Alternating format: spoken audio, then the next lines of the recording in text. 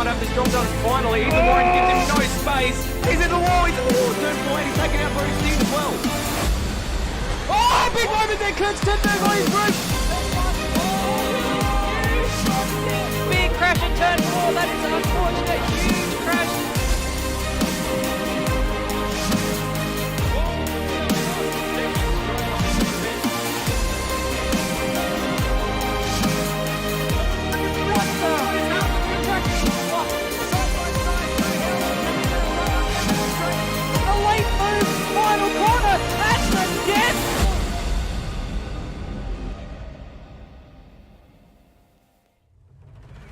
Good evening, everyone, and welcome to round 8 of the Automobilista Supercars Championship for 2022. We are at the OTR Supersprint at the Bend Motorsport Park tonight for 2 sprint races this evening. My name is Michael Zalavari, filling in once again for our good friend Alistair Schmidt, and joining me once again is Liam Madbird Harrison. Good evening, Liam.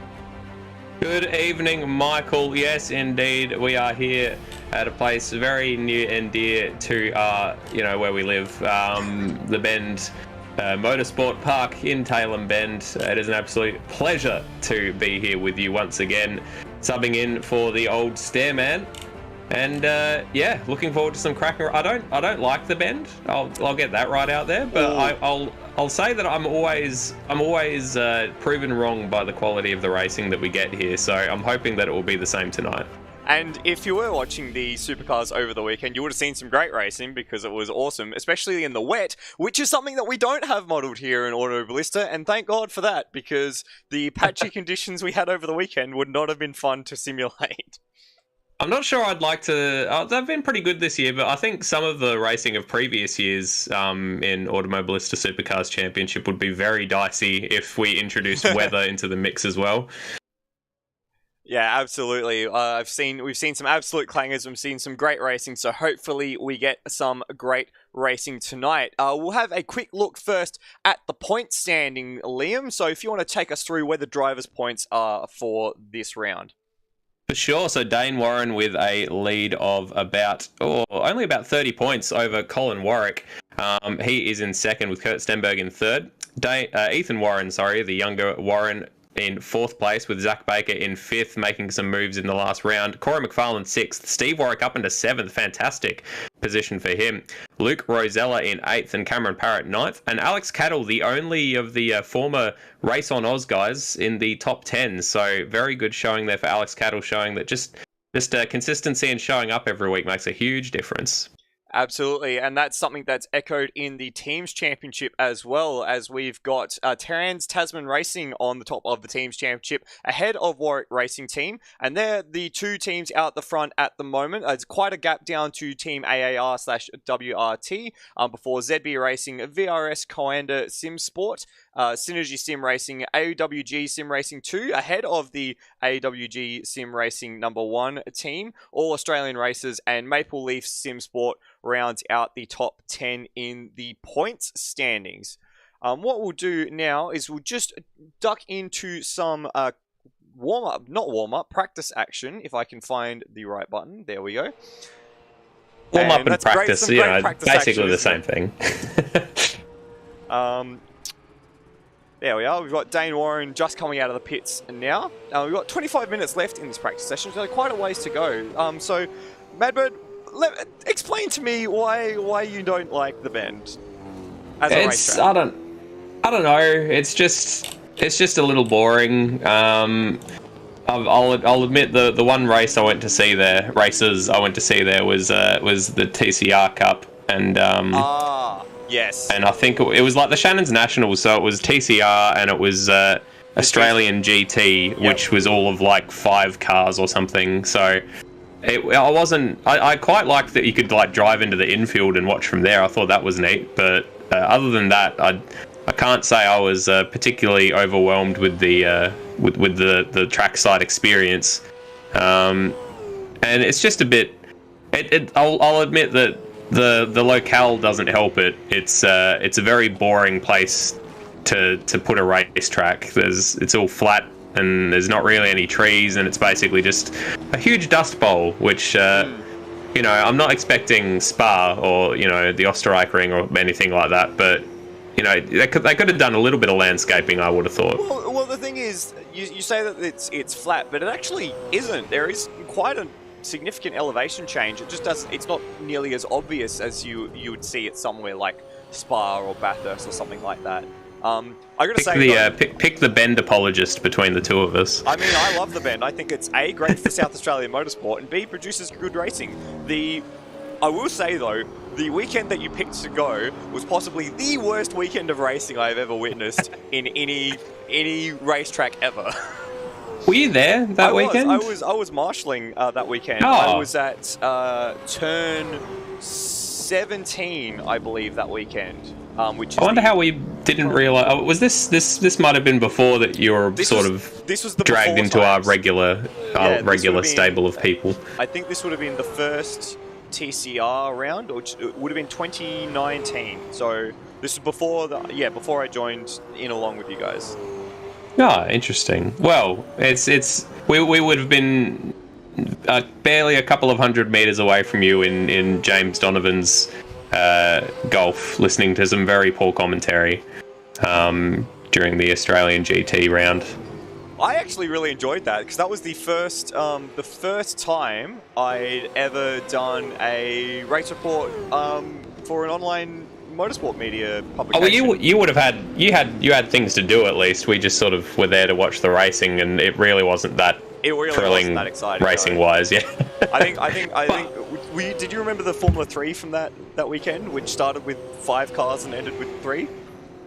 I do. Well, I think we went to the hotel to have some food while that was on, so we were just sort of vaguely aware of it outside the windows. As I seem to remember that lunch service had finished at 1 p.m. or something ridiculous, and Stairs was a little bit not happy with that, so he managed to talk them into feeding us. So we were just we were aware of it, but not really paying too much attention. But I do remember there weren't many cars. No, it was quite I'll say it straight. It was quite a boring weekend, but there have been much better weekends. In fact, I'm just gonna find someone doing a little bit of lawn mowing, and that is Termo out in the weeds there. Let's see if we can get a bit of an idea of what happened to Termo. No, we're not going to have a bit of an idea of what happened to Termo. Here we go. He locked up that inside front and speared straight off at turn 1. I think that's not the last time we're going to see that tonight. No, not at all. It already seems that I've broken the replay function, so I'm not sure. Oh no! We worked very hard to get this working before we started, and I've already forgotten where everything is. So I believe it was tilde and numpad 0, friend. Numpad 0? Let's see. It didn't work. Okay. Oh, dear God. Oh, there we go. So that seems to be live. We got the replay banner working. This is fantastic. We got the replay banner, but not the replay itself working, which is a concern. We'll be fine. What's the worst? We'll figure it out. I was going to say, despite my dislike of the bend, as I said, I've been rather impressed with the racing we've had here in this series. So,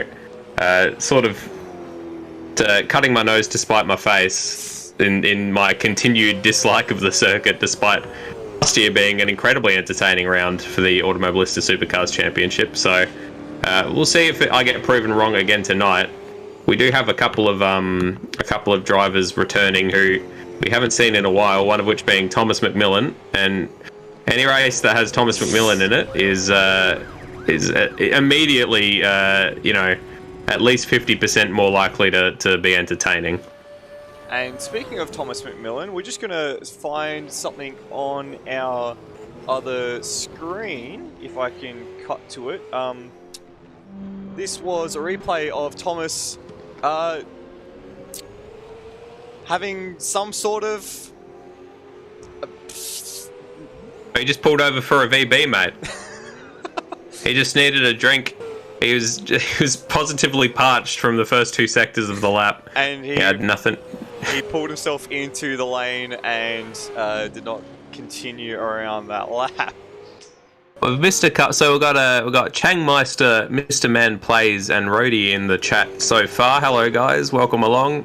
Rhodey saying Floodie's back again. It's within the same season. There must be pigs flying somewhere. Well, he was always going to be back for at least Bathurst, let alone other rounds. And a South Australian not liking the bend. Heresy, surely. I don't hear a lot of positive. I'm just going to cut you off there, man. What was that all about? Yeah, that seemed a little bit rude from Colin Warwick on... Oops. Oh, I'm trying to find which driver that was. That one's the button that I want. In the Falcon car, it looks like he just... Yeah, just decided... Yeah. Look, I'm doing a race sim, and you need to get out of the way because you're messing with my fuel burn, and just opted not to brake. Which, you know, that's certainly one way to handle some traffic on your warm-up lap or your practice laps. Yeah, that's people tend to frown on that. I'm not sure that's the nicest thing to be doing. Speaking of people doing things that aren't necessarily the best, check this moment out for Zach Baker.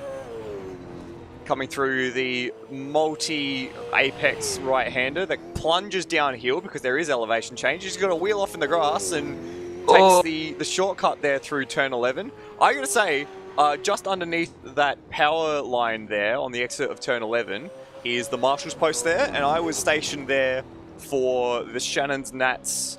It would have been the last event pre-COVID, and there was the Hyundai XLs that weekend. So 63 Hyundai XLs in a qualifying session on a slightly damp track, plunging through that corner. And let me tell you, they were sick of hearing my voice on the radio after that. Oh, XLs produce some good racing, do they not? They do. It's quite a nice entry-level way to get into state-level motorsport, and it's chaos. It's just entirely chaos. As we watch Zach Baker jump into the pit lane, we'll get another eye on Colin Warwick, who's yet to set a lap yet this practice session, rather. He currently sits in 13th, or he's yet set a representative lap, and that's a bit better. 152.2. I believe the track record sits somewhere in the 48s, so we're a little bit away from that at the moment. Set by Dane Warren, surprising no one. Yeah, absolutely right. While we are just in this practice session, what we'll do is we'll just take you through a few of the names that you may not recognise as Dane Warren dipped into the 49s. So first off is a name here that I don't recognise, Hayden Link in the Penrite wildcard. Not a wildcard actually, it's got his name on the wall. Have we seen Hayden before in this series?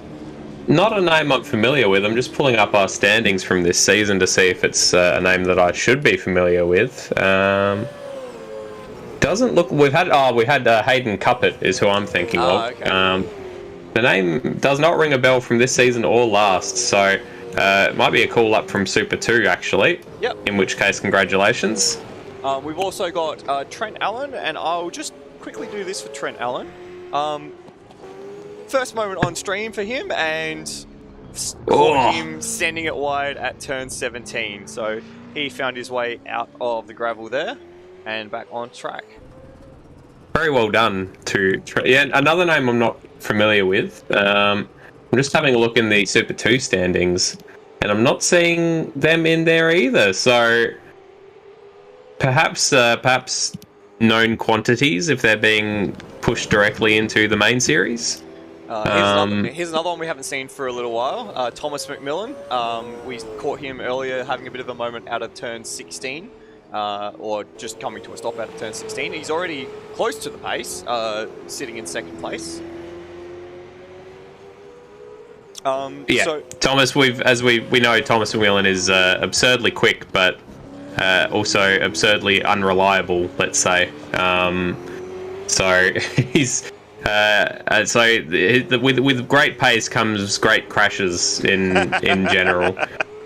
And he's certainly going to put on a show if his right footwork is anything to go by, based on that brief. We'll actually stay with Thomas McMillan and see if I can get the onboard going for him. Which looks like Hayden Link actually is sitting 6th in the ASC Carrera Cup at the moment, so has obviously put in a couple of races over there. I think Corey McFarlane might be having some connection issues because I'm spectating on him and he's been sitting stationary in the track for about 40 seconds. Ooh, and also Whoa! Thomas McMillan have a wide moment through turn 5 into turn 6, so that's exactly the sort of thing we would expect from McMillan, Thomas. What about Cameron Parrott? Have you rated his season so far? He's been there or thereabouts most of the time, which is, that's pretty decent. And of course, we are all a big fan of his livery, the ever-present Tim Hortons Maple Leaf SimSport car. Currently sitting in 9th place, so inside the top 10, which, considering, I'm pretty sure he has raced in previous seasons, but never been too consistent a attendee. So for a consistent season to be inside the top 10 is pretty good. And we made comments about that at Townsville as well, didn't we? That consistency, as I think that's Kai Jones just taking the shortcut through turn 18. Consistency can often reward you in the championship a lot more than outright pace. Because we made mention that Steve Warwick is probably not the 7th best driver in the field, but currently sits in 7th in the championship. We also saw this driver, Alex Cattle, as the top of the... what are they called nowadays? I keep forgetting. They are called AWG, which we're still not 100% sure what it stands for, but they are what has become of the Race on Oz entries. Yeah. So this driver, Alex Cattle, is in the top 10 and the top driver of the AWG stable. And hopefully, because we saw Alex take a podium late last year at Sydney Motorsport Park, didn't we? We did. He also took one in Perth, I think, this season so far, which I think are his only 2 podiums to date. So he's never sort of been right at the very top, but he's always been within the top 10, scoring decent points, even prior to this season. So he finished last season in 15th, which isn't too bad. Only 1 spot behind Sean Allen, who was very quick. And Brody Steen was in 6th place last season for Race on Oz. So with Brody Steen and Sean Allen sort of not really here most of the time this season so far, he's managed to reap the rewards and is currently sitting in 10th place. Did not race in the second... Did not race at all, actually, last time out in Townsville. He had a DNS in the first race and did not attend the second race. So lost some points there, which is probably why he's been jumped by Cameron Parrott, who's only about 60 points ahead of him currently in the standings, and Luke Rosella, who's 100 points ahead of him. Another new driver for tonight is Ryan Smith, or at least not one that I immediately recognise. That's a very pretty looking car, isn't it, Matt? I like it. Yeah, I like the pink. That looks like sort of fiery. Yeah, I'm a fan. Again, another one. They've managed to pull in all of the drivers that I'm not familiar with for the round where it's 2 people who are sort of unfamiliar with running the streaming setup. So this will be fun. It looks like he hasn't raced last season either, Ryan Smith. So I did see before Brian Walsh in the chat just saying no, he's just joined ASR2 in reference to Hayden Link. So perhaps the same for Ryan Smith and Trent Allen. Other names I'm not familiar with. Yeah, we've got a few names that are nice and interesting tonight. One notable name that is missing so far is actually that of Kurt Stenberg, and we know what the deal with Stenberg is. Madbird, do you have that on hand at the moment? Yes, I'm throwing that one to you at the moment. Yeah, so Stenny currently racing in the E Series, the Motorsport Australia E Series. So he's going to be cutting it very, very close, and he's hoping to make it for the first qualifying session. But obviously, has other fish to fry. I won't say bigger fish. He has other fish to fry in the meantime. So he's going to be trying to skate in by the skin of his teeth in time for qualifying 1. I just completely lost the train of thought I had there because I saw a very oddly satisfying Sector 1 time for Alex Cattle, which was 40 seconds .000 to the first sector. So it's aesthetically pleasing. Unfortunately, not quick, but aesthetically pleasing. Well, nevertheless, I did finish as a result of hearing of that. So thank you, Alex. Definitely not too quick, as you can see there. He's not bothering the top of the timing charts at all. But you know, that practice isn't necessarily about getting hot laps in. It's about making sure you're comfortable in the car, comfortable around the track, know how to take all the corners, etc. I was about to say exactly. Two minds think alike here. Just Roadies Racing in the chat saying Ryan Smith is also new to ASR, as well as Allen, which is Trent Allen. So a few newbies today, which is quite nice. Yeah, and immediately putting in some decent times. So Hayden currently in 9th place in this practice session, Trent in 11th, and Ryan Smith in 15th. So definitely, they're not bottom. I was going to say bottom feeders. They're not. They've got some pace to them, it seems like. So it'd be interesting to see how their racecraft is. And just as we were talking about the newcomers, Hayden Link, just caught him in the background of shot of Termo, just running just the tiniest bit wide through turn 8, and that's all it takes to send yourself off the circuit. One of the key differences here compared to Townsville Madbird is the fact that there's plenty of room at the bend. There's not a lot that you can hit if you end up off the circuit. That's very true. They have, you know, several paddocks to use, and they've really have used them, haven't they? So there's not really a threat of hitting a wall unless you do something absolutely wrong. Lots and lots of space for runoff and mistakes. That's not the button I was after. Sorry for everyone watching at home. I have seen cars hit the wall at the bend, and let me tell you, when it does happen, it's quite a crazy experience. I think in that GT3 endurance race that you were lamenting about earlier, we had one of the drivers in one of the Mercedes hit the wall at turn 10, the outside wall. So they were so far off the circuit that they managed to collect the wall out there. Well, we did have last time when we visited here in 2021, we had Luke Rosella hit the pit entry, and the bonnet onto the pit entry and cost himself an absolute chunk of time, and also presumably quite a bit of damage repair. So we have seen some mistakes here, and of course last year was when we had probably the most dramatic end to a race last season, involving Colin Warwick running out of fuel at the very end of the last lap, and almost getting taken out by Kurt Stenberg as a result. Yeah, that was quite enthralling. Speaking of Colin Warwick, he's just about to come across the start line. Ooh, there we go. Let's go for an onboard lap with Colin Warwick around the bend, the 5-kilometre track. And we're coming into turn 1, braking very hard from almost top speed. He actually runs a little wide there, which narrows his entry to turn 2, and you can hear the cars all over the shop in this early part of the lap. A very narrow exit there for Colin Warwick as he comes over the hill at turn 4 and into turn 5.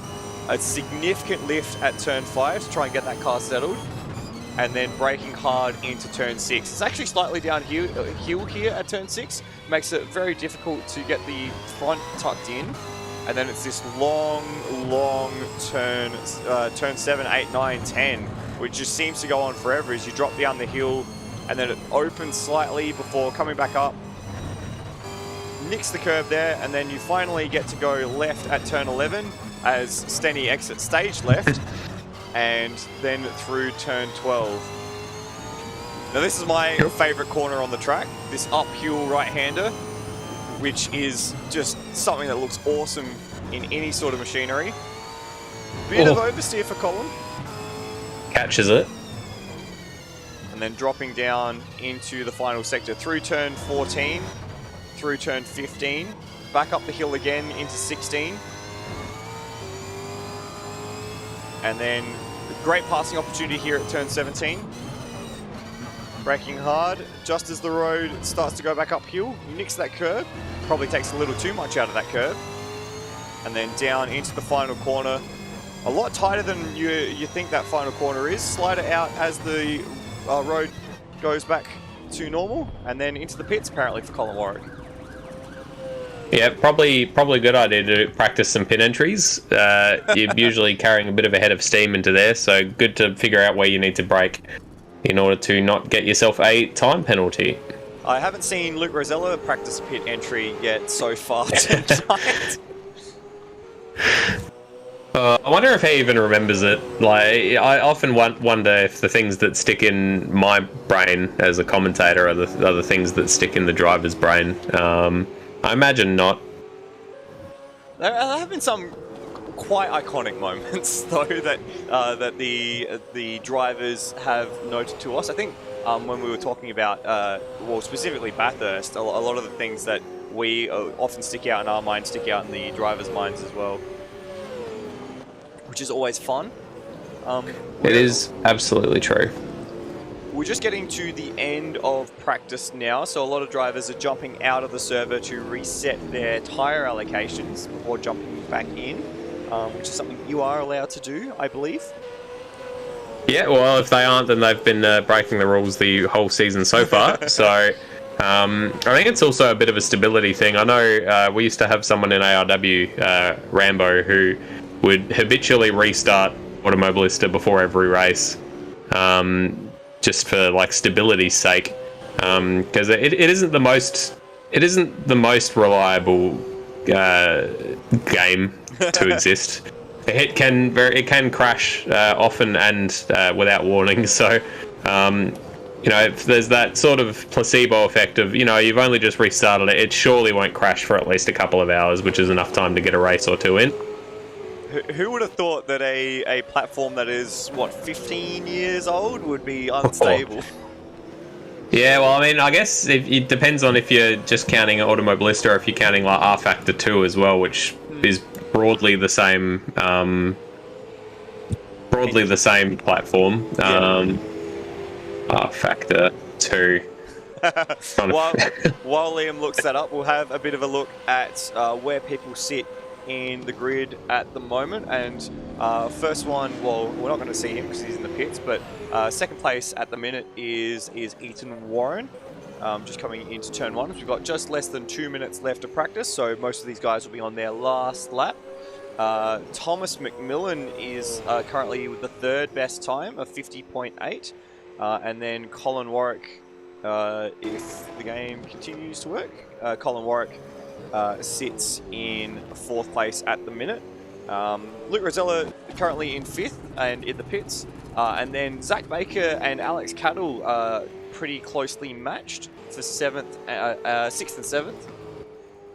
Termo actually doing quite well up into 8th place, ahead of Hayden Link. RSM Latino sits just at the tail end of the top 10, just ahead of Cameron Parrott, who's just ahead of him on the track at the moment. I almost said Tim Allen, it's Trent Allen, channeling his best Zach Best livery in 12th place. David Nenadic is in the pits in 13th. Steve Warwick currently out on track in 14th. Kai Jones sits in 15th. Stenny in the pit lane in 16th. Acclaimbite in 17th. Dodger in 18th. Liam Budd has been in the server the whole time and has not exited the pits yet. So it'll be interesting to see if Liam actually gets out. That's a decision. Yeah. And we've also seen Dodger out on track at in the server, and I believe we're waiting on whether or not Kurt Stenberg gets in ahead of qualifying, which isn't too far away, Matt Bird. Yeah, so we've got 30 seconds left, and then probably a minute or so as it rolls over into qualifying. And in general, the rule is if you aren't in at the start of qualifying, you can't qualify. So Kurt's got very little time if he indeed wants to get in time for qualifying, and in fact it has run out. However, with the pace that Kurt Stenberg has, I don't think starting at the back of the field would be too much of a hamper for him. And the bend does have some passing opportunities. You've got to be brave, but there are certainly opportunities out there. Ooh, whoop. Just a little bit of a touch there. Yeah, a little bit rude on. I think that was Steve Warwick. So Ethan not showing a huge amount of respect for his elders.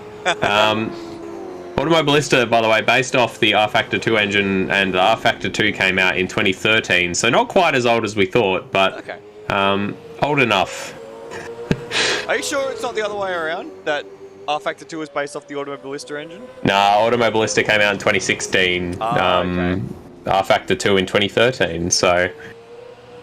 I honestly thought it was older too, so, yeah, same here.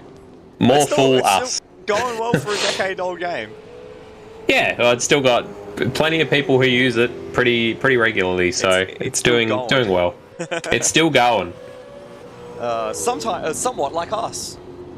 We're still going, aren't we? Just I'm 30, 31. Oh. You're how old are you, Michael? 28.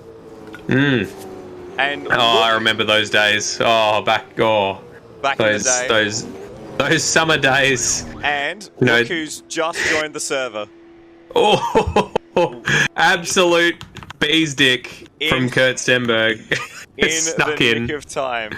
So we will get ready for qualifying here at the Bend Motorsport Park. 4.95 kilometers clockwise circuit. The tricky first sector with a few tight corners, and then that awesome turn 5 into turn 6. Qualifying record is Dane Warren, a 1:48.5. We probably won't get close to that based on the times for tonight. A 48.7 as well is probably going to be a stretch too far. But this middle sector, that continuous right-hander that brings you down the hill and then into the final sector, turn 13, dropping down the hill through 14 and 15, back up towards turn 17 and turn 18. Previous winners last time out, Kurt Stenberg and Colin Warwick, and it remains to be seen how the action goes for tonight as we are just about to get ready for qualifying. I will say, I've got plenty of bad things to say about the Bend, but I don't think there are any corners here that I would take issue with. I was thinking this earlier. The only possible exception, I think, would be turn 7, because I feel like turn 7 and turn 8 are sort of, part of the same corner. So you could probably condense that, but honestly, nothing too egregious. So, kudos at least to Peregrine for designing a track that has mostly correct corners. I've got to say, it might not look like much on the map, but turn 7 is actually quite a significant corner because it's where the sort of the ride around the hill starts, and that's not something that can just be explained away. Okay. So we'll see what I think when we see some onboard action from it. Perhaps I'll change my mind. And just Rhodey in the chat saying that Automobilista is actually based off the R-Factor 1 engine, which is from 2005. So that's definitely more in the realm of time that you were thinking there. Yeah, absolutely. Michael. That's a 17-year-old game. As the cars are rolling out for qualifying now, we're just seeing the last stragglers get out onto the track. That game has age of consent in South Australia. Oh, I don't like that. I don't like knowing that. Why did you have to use those words? Alright, well, I'm on board with Dane Warren. He's about to go through turn 7. Yeah, alright, yeah, I can understand the argument. It's definitely, I don't agree with it, but I can understand it. It's definitely a corner as we've got the stationary camera just watching the cars as they tip their way through turn 7 before starting the long journey that is the multi-apex turn 8, 9, 10. So it is quite a significant change of the steering wheel that you've got going there. Now this is the story. He just got in by, as you put it, Madbird, a bee's dick, and he's going to have the chance to qualify. Kurt Stenberg, yeah, he's not quite had the overall prowess as we've seen in seasons past, but certainly still got the pace to take it to the very top of the field. I'm not sure if it's that he's dropped off or it's just that, as we see him drop off the track. I'm not sure if it's so much that he's dropped off as, the competition has sort of lifted around him. He's got people like Cora McFarlane and Luke Rosella and so on racing regularly, and Colin Warwick, who's really lifted his game as well. So everyone's sort of...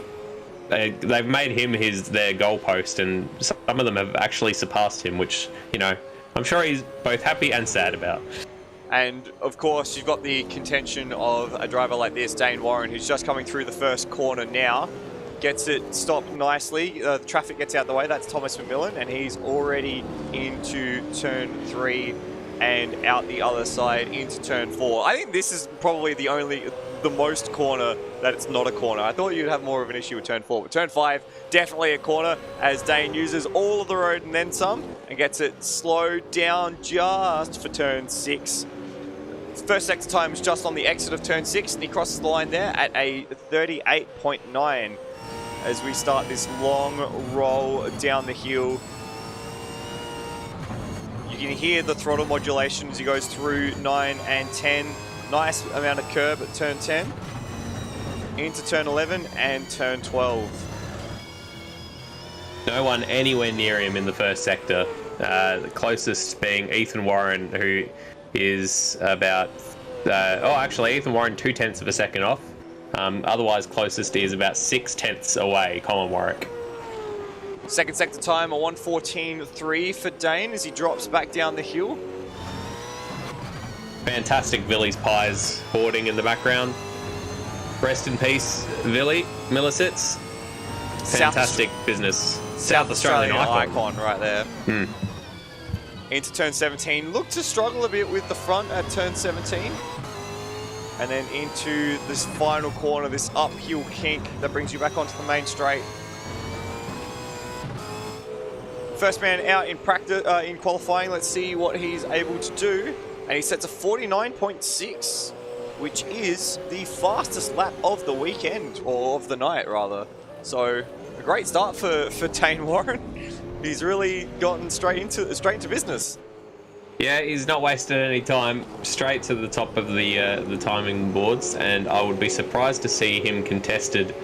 As the closest currently is his brother Ethan, who is 0.4 of a second behind.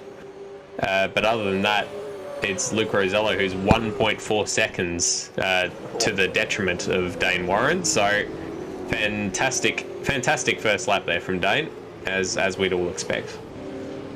Someone who hasn't quite set a timed lap yet is Colin Warwick. He came out of the pits just ahead of Dane Warren on his outlap, and he's got a little bit of traffic to contend with as he comes through turn 9 and 10, and that's Dodger. Dodger looks like he's about to run wide. Oh, there's contact!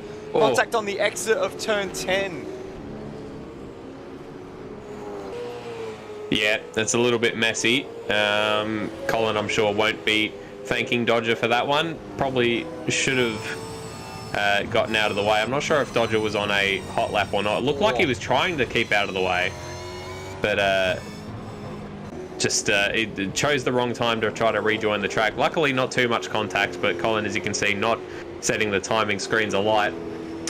For reference, the qualifying lap record here is set by Dane Warren, a 1:48.5, a 1:48.594 even. So he's not quite in that ballpark. He's about a second off, and we've seen that he hasn't really been able to match his own qualifying records. So I think the tires have changed between previous seasons and this season. So I don't think we'll be seeing a time that low, but you can never really know with Dane Warren. He seems to be able to pull out anything and from everywhere. How's this for a qualifying performance in the early stages? Turbo sitting, I was about to say in 5th position, but in 6th position now. Zach Baker jumps him into 5th.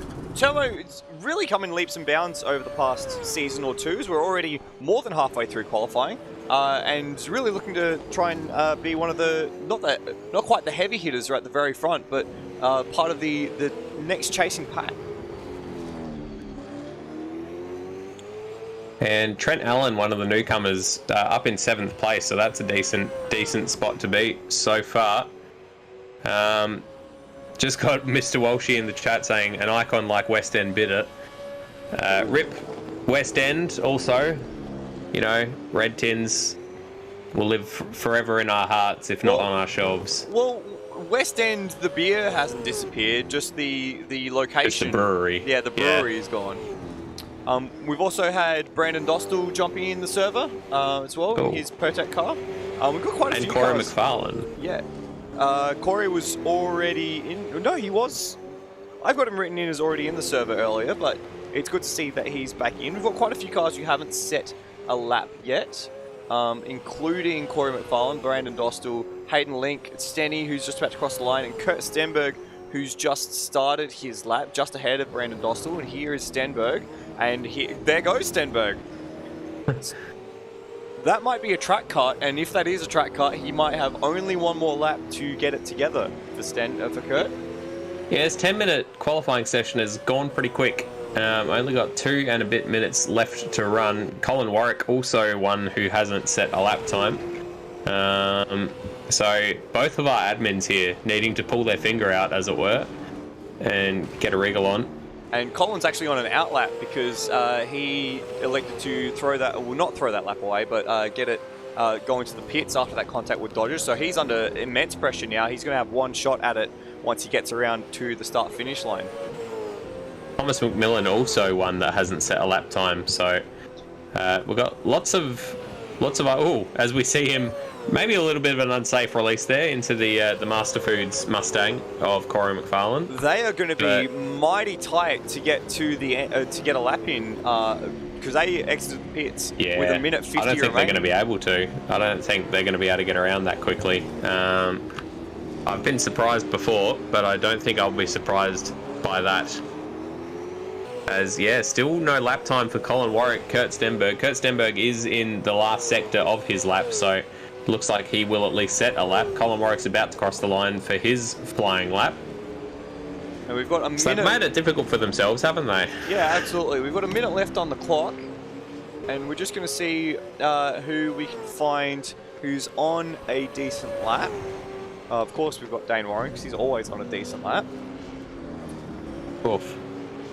Someone's Kurt set the time, but it's only 1:52, which is good enough for 10th place. So hopefully he's fueled again for another hot lap, because he would expect to be higher up than that. Immediately eclipsed by RSM Latino was Kurt Stenberg. We've got Stenny just crossing the line now. He's still in 16th, just ahead of Brandon Dostal, as we've still got Dane Warren on screen. 30 seconds left, and in fact, the next group of cars, it's going to be really tight for Corey and Thomas whether or not they get a lap in at all. Yeah, I really don't think they can. They got 15 seconds and they've still got 2 corners to negotiate and the straight. They're going to run out of time. Colin Warwick did get across the line, currently down in 19th place with no lap time, but he's coming around the last couple of corners as we speak. 1. And they don't get there. They're not going to get a lap in. Time's expired and they're out on track, so that's it for them. I reckon it's just going to be them that don't get a lap in, because Colin Warwick is currently going through the last sector. Oh, it was a messy run for Dane Warren and decides to abandon that lap. Doesn't need it anyway. He's going to be uncontested at the top of the timing charts. Well, you say uncontested, but Ethan Warren set a purple middle sector. 2/10 to the good over his brother. So it's going to be mighty close as we come through the final corner here for Ethan Warren. Can he usurp Dane at the head of the field as he comes to the line? No, so close. Oh, very, very close there. That is 0.07 of a second between Ethan and Dane. So if nothing else, we know that Ethan's got some decent pace around here. Colin Warwick also managed to get his lap time in, good enough for 4th, so very good work to Colin there, pulling it out at the very end. And Kurt Stenberg ended up in 11th. Corey McFarlane and Thomas McMillan, we saw them tangling as they came out of the pits, and neither of them able to get around in time to set another lap, so both of them will be starting from the very back of the pack, which I think bodes interesting, let's say. Makes for a very interesting race, doesn't it? It's going to give, Thomas McMillan's going to be a busy boy with that many cars in front of him. So I look forward to seeing how he goes about scything his way up through the field. Yeah, let's embrace the chaos, I think, with McMillan and McFarlane right at the very tail of the field. A few other results from that qualifying session.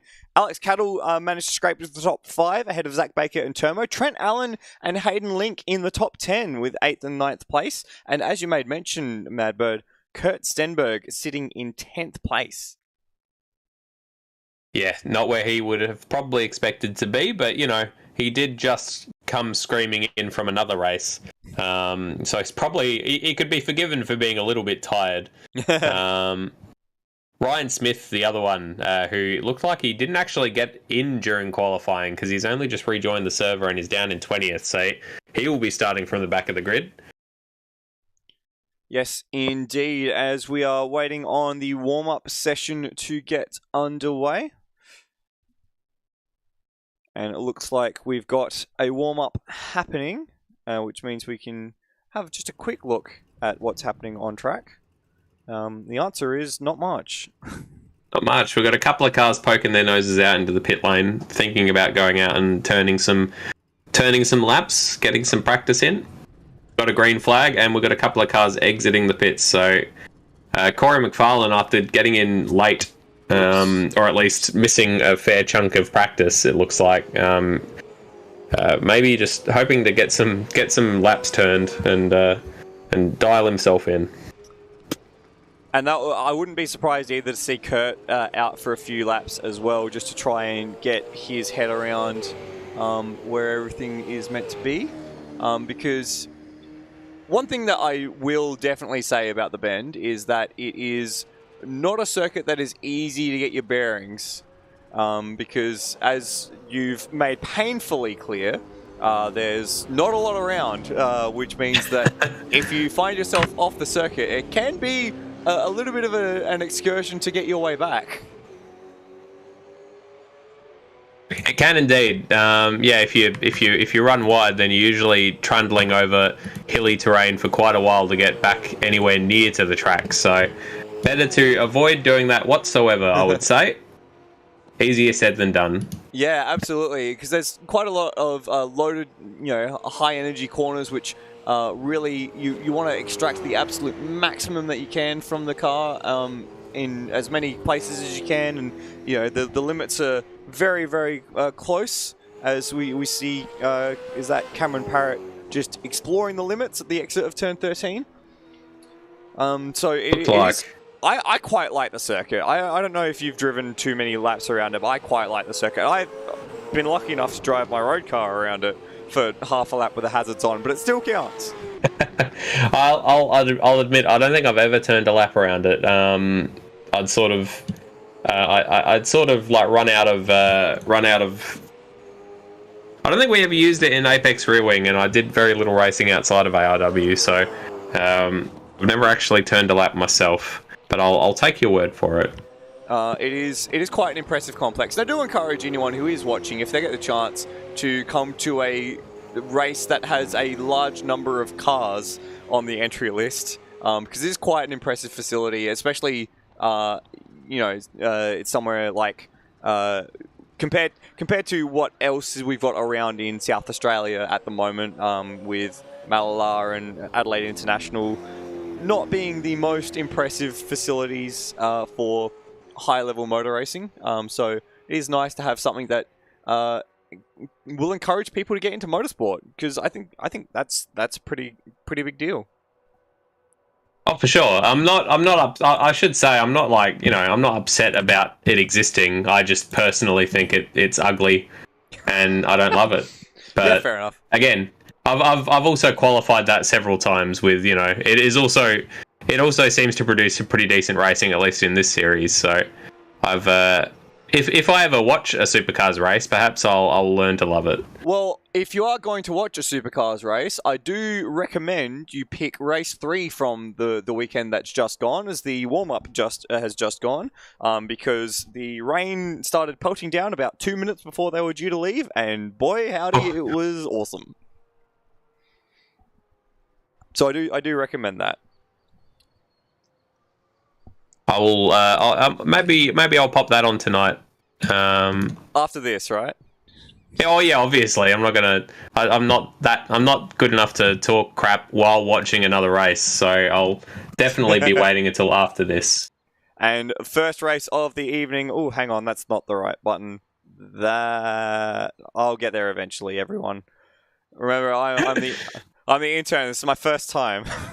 We are the fill-in crew. It must be said. Stairs with a prior engagement tonight, so we've been called up at I must say quite short notice. It's all good. We'll sort it out. And it is time to sort out tonight's first race this evening. 18 laps around this 4.9 kilometre circuit. Qualifying record, we didn't get close to that in the first qualifying session. Dane Warren setting a 148.5. The race lap record, a 148.7. Again to Dane Warren. We'll see if the track rubbers in to get him closer, or anyone close to that. Previous pole sitters were Colin Warwick and Kurt Stenberg, but tonight, so far, it will be Dane Warren taking us off the front row. The previous winners, Kurt Stenberg and Colin Warwick as well. We'll see whether or not they can replicate their efforts from 2 years ago. And it looks like everyone is just getting themselves organised to get out on track. We've got 18 laps coming your way with a compulsory pit stop between lap 1 and lap 16. Madbird, what do you reckon we can expect ahead of the first race this evening? Well, if nothing else, I think we can expect some pretty special stuff from Corey McFarlane and Thomas McMillan starting at the back of the grid. Especially Thomas McMillan, he's very, very brave on the brakes. So I expect to see some enormous dives down into T1 at the very least. Actually, sorry to get everyone a bit too excited. It looks like we're actually restarting the warm-up. So we're in the warm-up session again. So we're just watching Dane Warren do a few practice starts. Not exactly sure why we're sitting in the warm-up, but that's okay. We'll find a way to... Ooh, what have I done? I don't know what There was something just now in the Discord channel of people saying that they were having some issues. So I think there might be some... there could potentially be, just from the amount of cars that we've got in at the moment, they might be struggling with some technical issues. So looks like they've gotten the car numbers back down to 18, which should easily be manageable. Yeah. And they've also recommended a few of the drivers to reduce the car count that that you're rendering, and the object density and all those sort of things. Just basically trying to reduce the load on people's computers, I guess. I guess so. It is quite a big track. It's the second biggest track that we go to in ASR. Is it ASC? ASC. I was actually asking, is it the second biggest track? Because I know Bathurst would be the biggest. Yeah, I would say so. I'm trying to think. Well, I mean, they follow the Supercars calendar, so is it the second longest Supercars calendar race? I'm trying to figure out whether or not it is larger than the Australian Grand Prix, and I have a feeling that the Melbourne Albert Park circuit is about 5.3 kilometres, 5.3 something.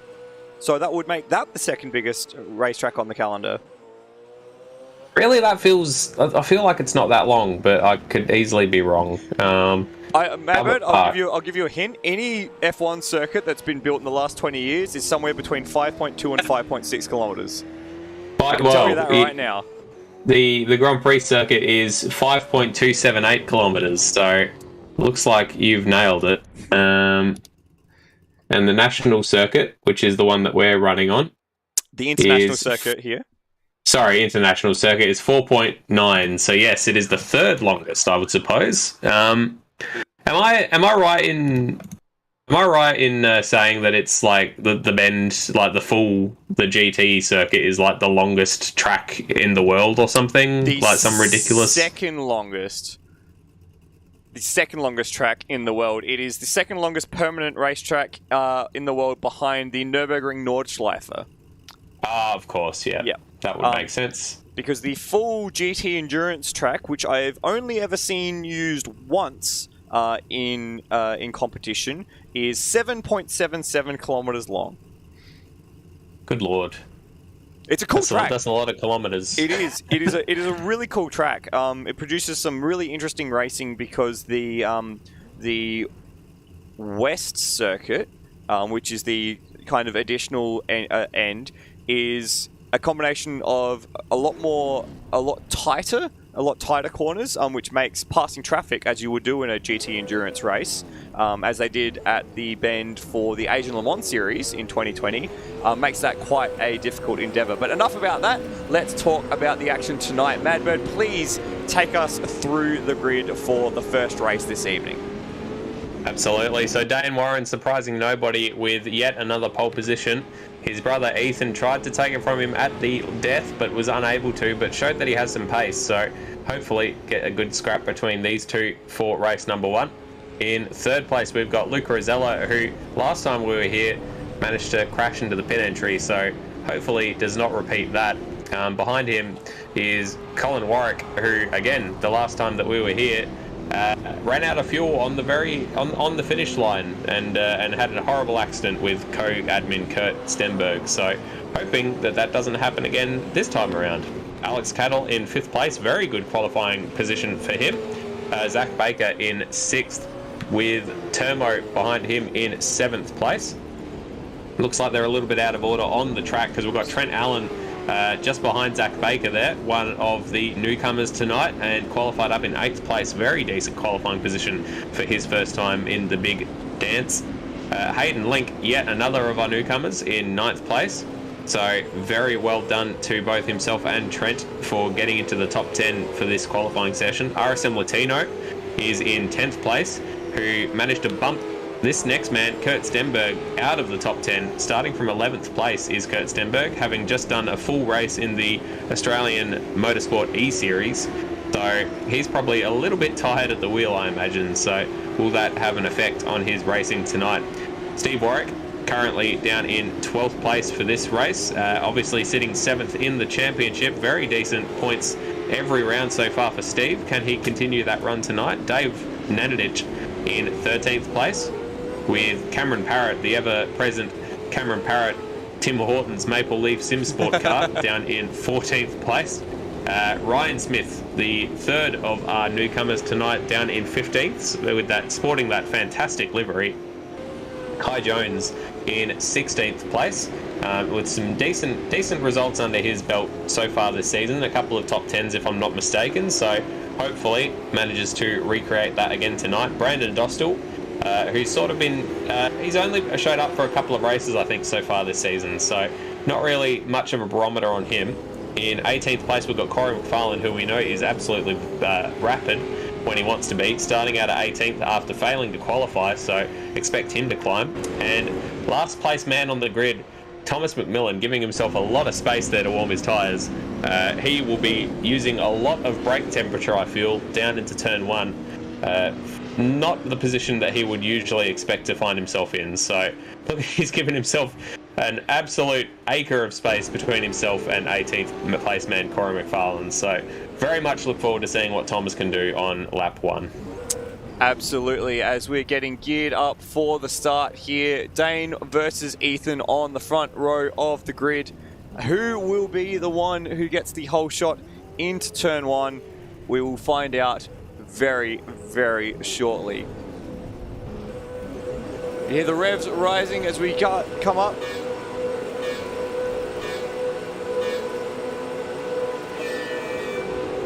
And away we go, and looks like a decent start for Ethan Warren, already into the lead, ahead of Dane Warren on the way down into turn 1. So not sure if it was just a very bad reaction there for Dane, but Ethan straight through in turn 1, the whole shot, as you said.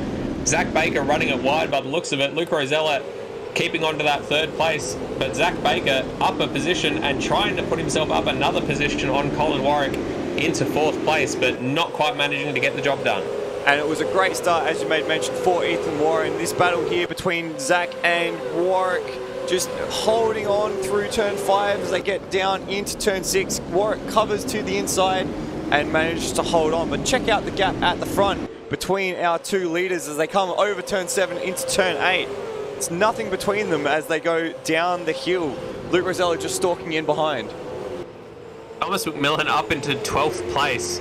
And we're not even halfway through this lap, so and a lot of overtaking there for Thomas, and Corey McFarlane into 13th as well. Kurt Stenberg up into 7th place after starting from 11th, as we see the two Warrens running side by side on the way down into turn 13. Looks like Dane's got the inside line and is going to try to hold on to it. Ethan's going to try to go around the outside. And holds on to it as they go back down through turn 14. Can Ethan just hang it in there? It's just looks like he's got the space for it. He's going to gain the line through turn 15, but through 16 and 17, he's going to be on the outside. Can Dane stay there now? There's still a little bit of an overlap. There's not anymore. Ethan takes that position. But Dow's going to try to shove it down the inside. He breaks later. Luke Rosella's just he's going to try to sneak through no matter who gets past. And Dane takes the lead of the race just at the last corner. Ethan is going to get a slipstream though all the way down into turn 1. Might be able to take that position back. It's cracking stuff on the first lap, and they're snaking each other down the main straight, trying to get it's Formula Ford stuff down the main straight. It's a long main straight. Oh. And Rosella goes to the inside. They're going to go 3 wide almost into the first corner. That was nearly a horrible accident. Dane was doing a lot of swerving. That seemed a little bit mean. As we see Luke Rosella tap the back of Ethan Warren, knocks him a little bit wide and nearly took advantage of that. And in fact, he is going to take advantage of it down into the run to turn 5 and 6. Ethan still on the inside, holds onto that position, but they've already lost 1.5 seconds to Dane Warren out in front. And it's just so quick. The moment that Dane gets out in front and these guys start battling, Dane just disappears into the distance. So incredibly, the gap at the front already almost 1.5 seconds through turn 7 after he took the lead on the lap on the main straight. It's incredible. Yeah, the only way you can beat Dane Warren is to keep him is to keep him in your rearview mirror and keep him from getting into a rhythm. Because once he's into a rhythm, he just seems to bolt off down the track and disappear into the distance. Further back down the field, Kurt up to 6th place, Corey McFarlane up to 8th place, and Thomas McMillan back down to 17th place. So must have had a drama somewhere, because he was up as high as 10th at one stage. Oh, and we've got it here, Madbird. We've got this issue for McMillan just coming through turn 11. Oh! And got tagged by one of the CB cars. I reckon that was David Nedidich, currently down at 11th place, so that would pretty much work out. That is a shame for Thomas McMillan, who is on an absolute tear. He's back up to 16th again, so I'm sure he'll continue his climb up the field, but look at definitely not helping. Look at the chaos just ahead of him. We're going to scroll through here, and look, Kai Jones, Corey McFarlane, Cameron Parrott, and David Nedidich, and they're all. It's on for young and old here in this tail end of the field.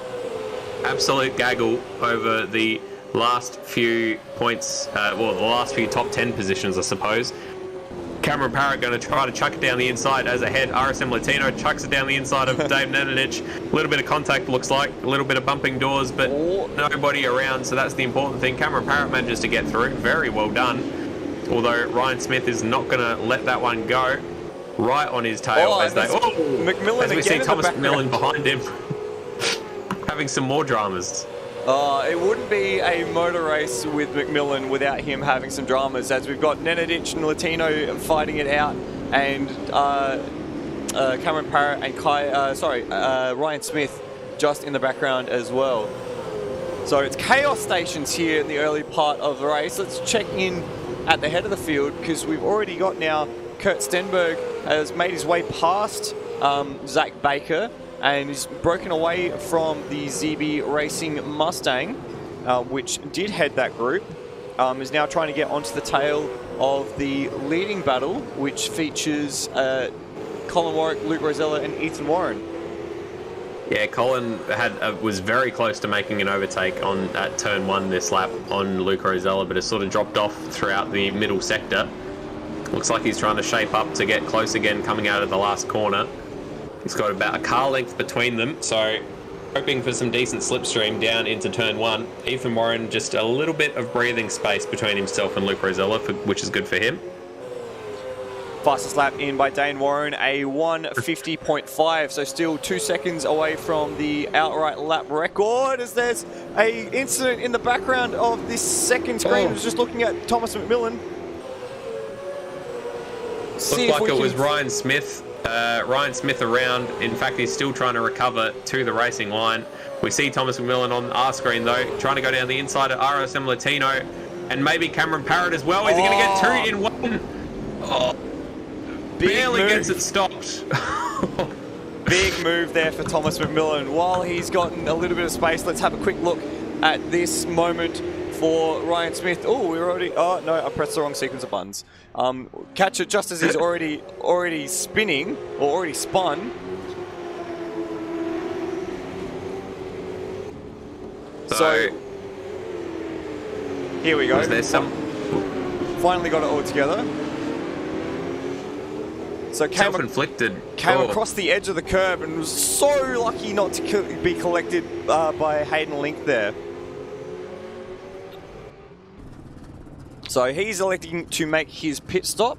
Otherwise, Thomas McMillan has got a little bit of space for himself on the track. This is one compulsory pit stop between laps 1 and 16 that our drivers have to serve. So Ryan has gotten his out of the way at least. This is a cute little battle going on at the moment. Alex Cattle versus Corey McFarlane. It's cute. It is cute. It is cute, this little battle. Cattle having lost places since the start of the race compared to where Corey is. But there's a little battle pack here with Zach Baker just ahead. And Kurt Stenberg hasn't dropped these guys just yet. He's still just within arm's reach of this group. Yeah, it doesn't seem to be making much of an impression on that gap between himself and Colin Warwick, which is currently at about I'm going to interrupt you, Madbird, because seconds. We've got to move on for third place, and it's Luke Rosella versus Colin Warwick. Rosella made a mistake through turn 2. Warwick got the upper hand, and now they're going to go side by side through 4 and side by side through 5. No, Warwick thinks better of it. Whoop.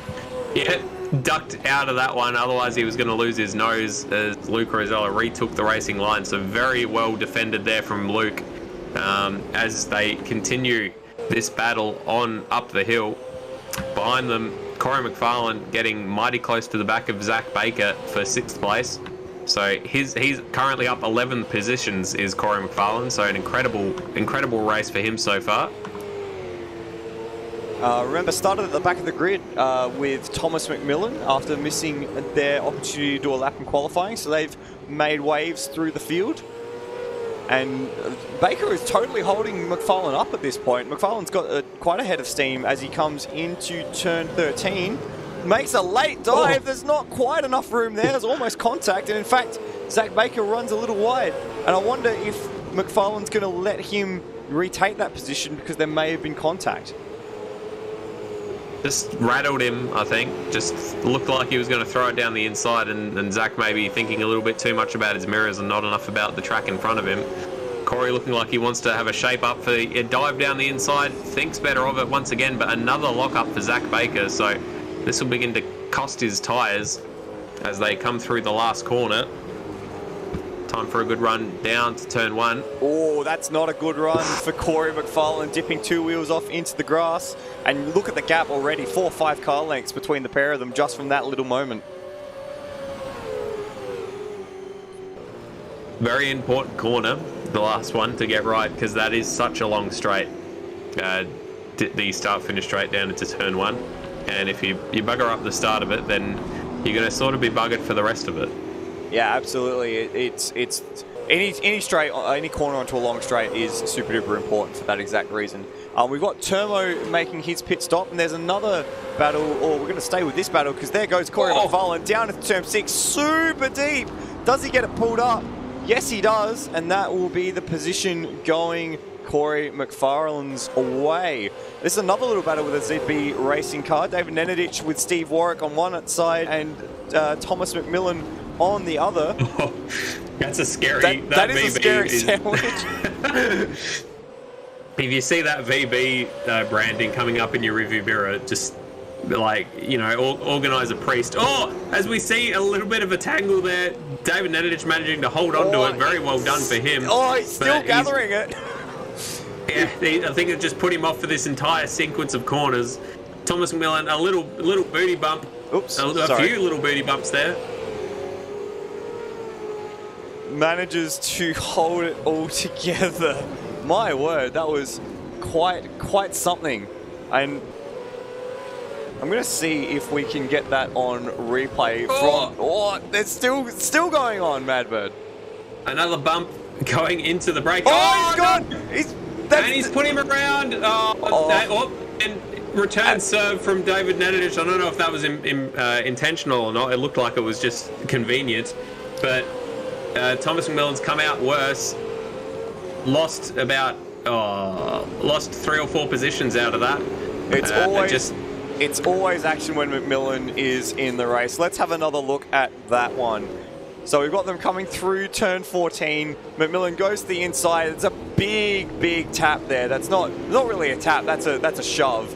And then for good measure, he gets a shove back as well. So a little bit of argy-bargy there between the pair of them. And a lot of argy-bargy between absolutely. the pair of them. We had any pit stops while that's been going on, Madbird? Because I've lost track entirely.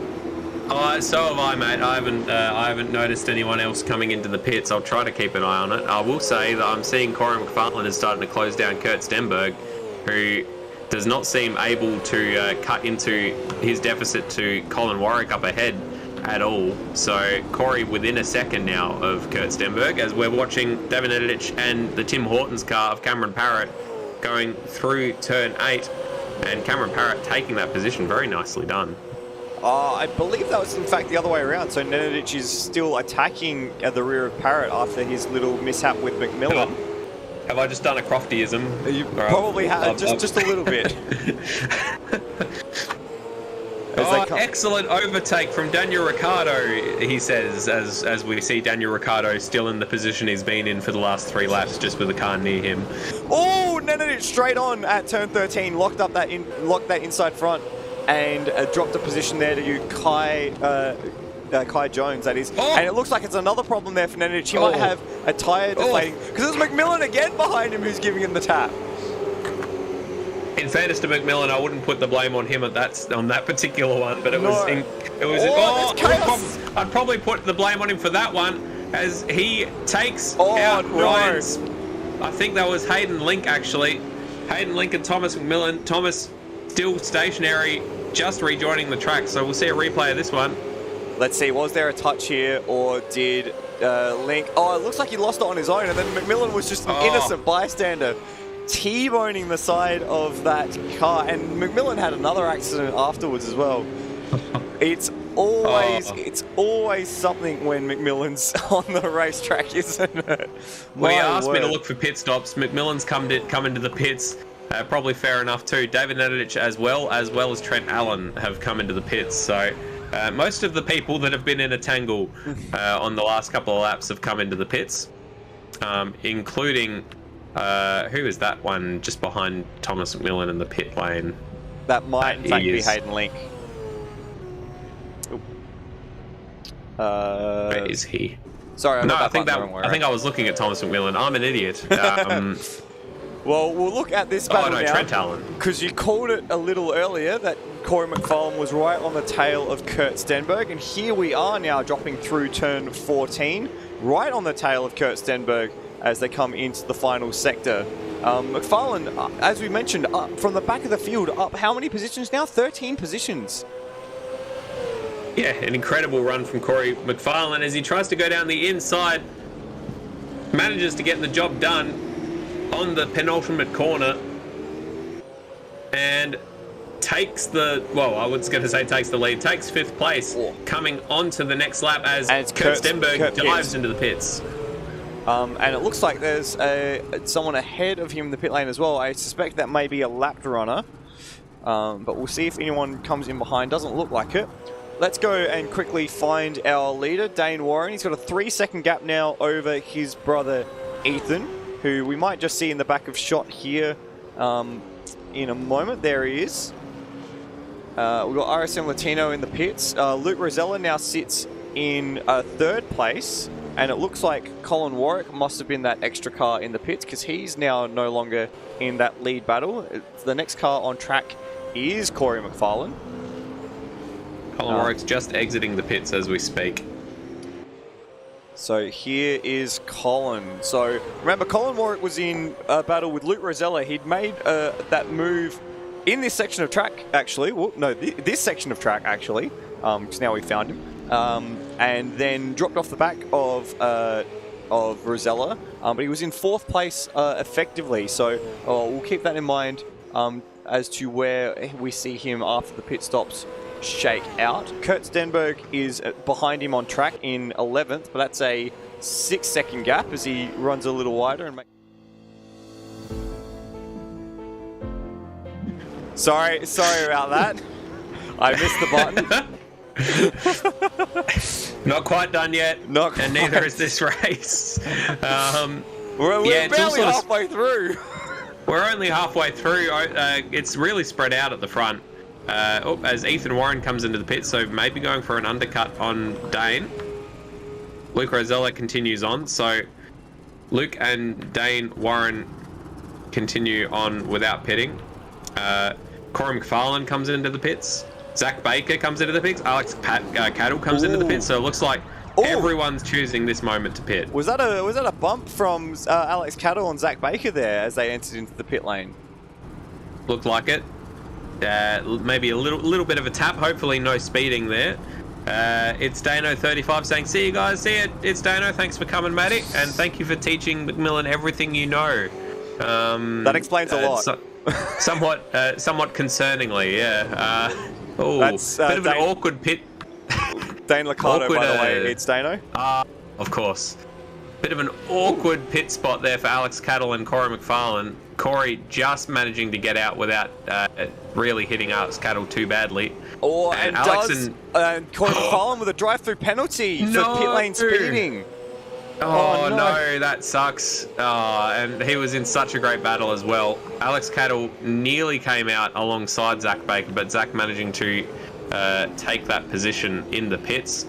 So, well, I think they were in these positions before the pits. I was about to quiz as that penalty came up whether or not the undercut in the pit lane would be on, but it appears that it was not.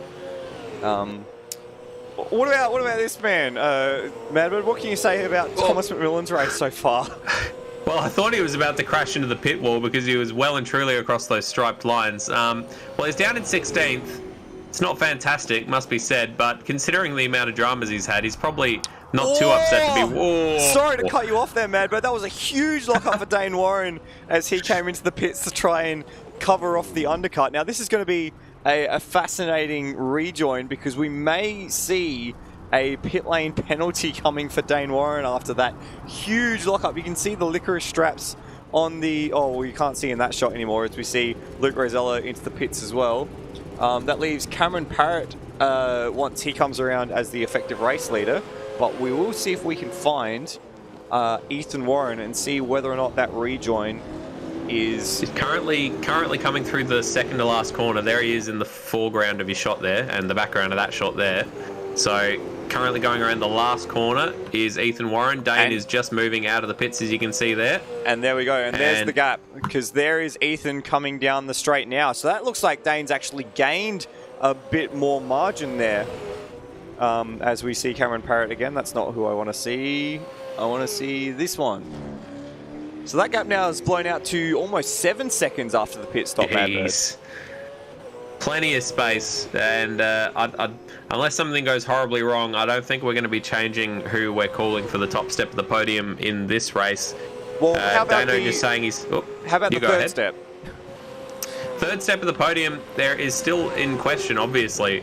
Colin Warwick has closed right up on Luke Rosella through the pit stops because that had spread out to about 3 seconds prior to the pit stops. So the late pit stop for Luke Rosella obviously not doing wonders as Colin Warwick almost alongside him coming through turn 8, but managing to just hang on to that position, just clutching onto the wheel for dear life is Luke Rosella through these long corners. And they're quite quick as well. You've got to carry a lot of pace through them. And Colin Warwick right on his bumper as they come out into the sort of back straight off turn 12 down into turn 13. And you're right, all of these corners are very high-speed, loaded corners. It's very much a downforce dominated track here at the bend. And at the moment, it looks like Colin, with that lap or two extra in the tyres, might just have a bit more pace than Luke Rosella as we come through into the last section of corners. We've got 7 laps to go at the end of this one. So the race is, it's gone on quick, but there's still a mighty amount of it left, as Colin looks like he might have a little bit of an overlap here into the final corner. No, Luke shuts the door. He does, but Colin, if he gets a decent exit off this one, it looks like he has. Colin only a couple of car lengths behind with a slipstream all the way down into turn 1.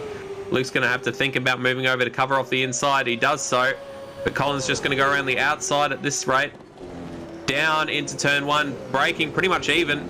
Colin around the outside, Luke on the inside. Luke very well done to pull it up there. Hangs onto it side by side, gets the inside for the next corner, and just holds onto that position. Wow. Very, very tightly done between these two at the moment. And covering the inside there is Luke Rosella down into the hairpin. And Colin trying to switch it up, coming out. But I don't think he's going to be able to get that done. A long right-hander here for him to hang around the outside of, and obviously thinks better of it. Slips in behind. You can just hear the throttle modulation as they're both going through this long right-hander, clattering over the curbs here. Looks like Rosella's just eked out a little bit of margin as they come through turn 12. Using a bit of that grass apron that joins the international track. Oh, sorry, the endurance track, actually, not the international track. Yeah, it looks like there's a little bit of breathing space for him. So he can at least focus on keeping on the racing line rather than what's in his mirrors. And hopefully his tyres are up to temperature at this stage.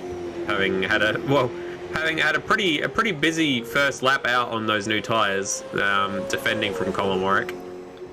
We'll leave this battle briefly because there's a few more down the pack. One of them is this one between David Nenadic, RSM Latino, and Corey McFarlane.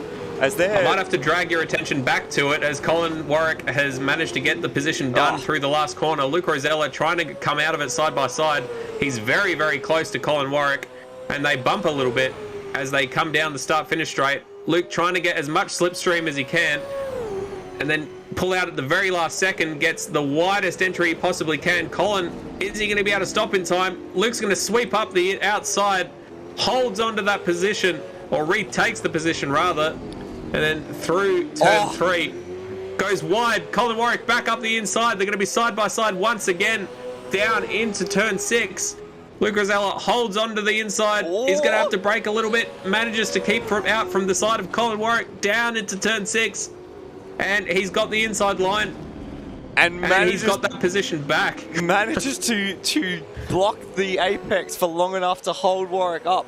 What a sequence of corners there. Of course, as soon as they cut away is when all the action kicked off, but immense driving talent from both Rosella and Warwick to dive down the inside and then take it back and then back again through that section. We might just have to stay with this for the rest of the race. I don't think we can leave this powder keg.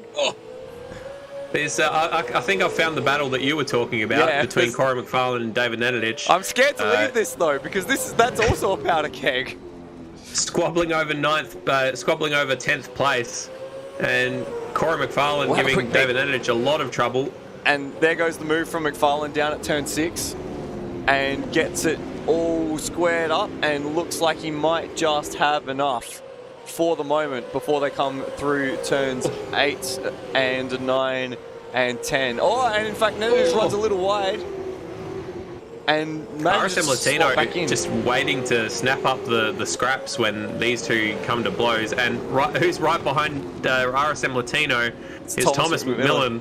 Just keeps on coming back. he's like the horror movie villain. You keep thinking that you've killed him. You put a knife between his eyes. You put a bullet in his heart, and Okay, it's good. We're okay. And then there's a sting of string music, and he suddenly appears in your rearview mirror once again. I bet Thomas is going to appreciate being talked about like a horror movie villain in when he reviews I think he'll this. appreciate it. Another quick battle that we're just gonna. Oh no, we're not, because McMillan's diving around the outside of David Nenadic.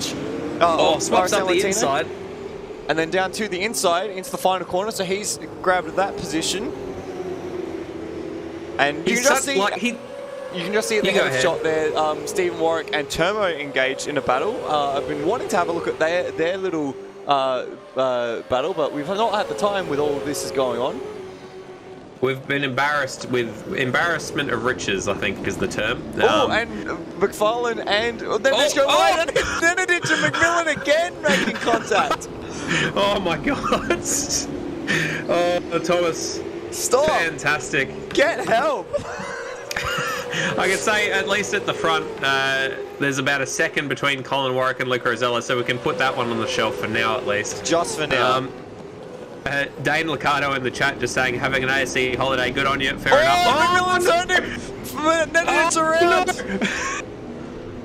Oh, once again, David Nenadic and Thomas McMillan.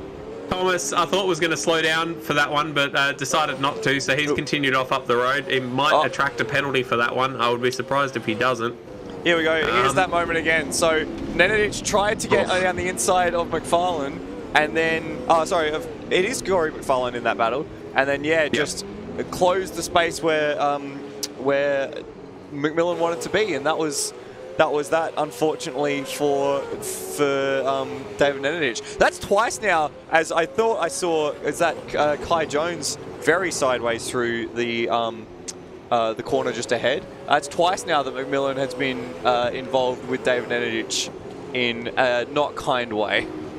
Brody in the chat, those two do not like each other. And that is it's becoming obvious. That is a classic V8 Supercars commentary reference there. Well done, Rody. Appreciate that one. Zach Baker just saying some brilliant racing, and it absolutely is. Zach Baker and Alex Cattle now. This cute battle is kicked off a bit more.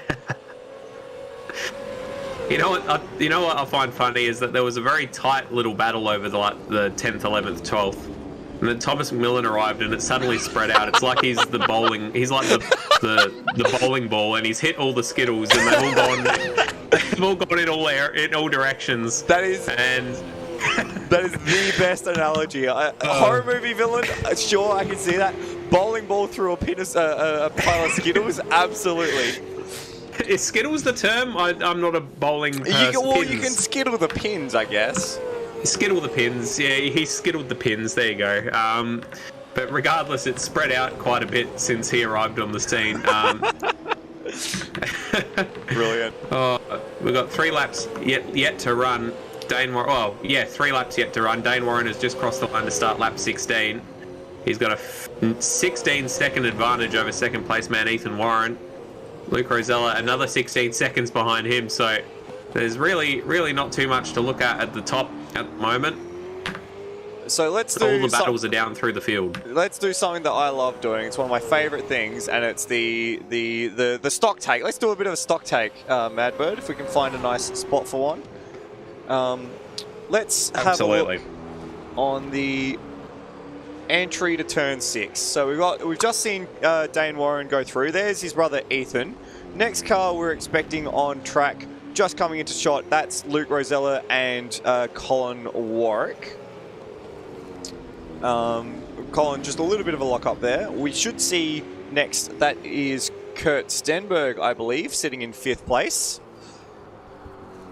Then we should see Zach Baker and Alex Cattle, that cute battle. Zach's just eked out a few more car lengths over Alex Cattle. And then this battle I was talking about earlier, Turmo versus Stephen Warwick. It's actually gone the way of Turmo, and he's managed to eke out a few...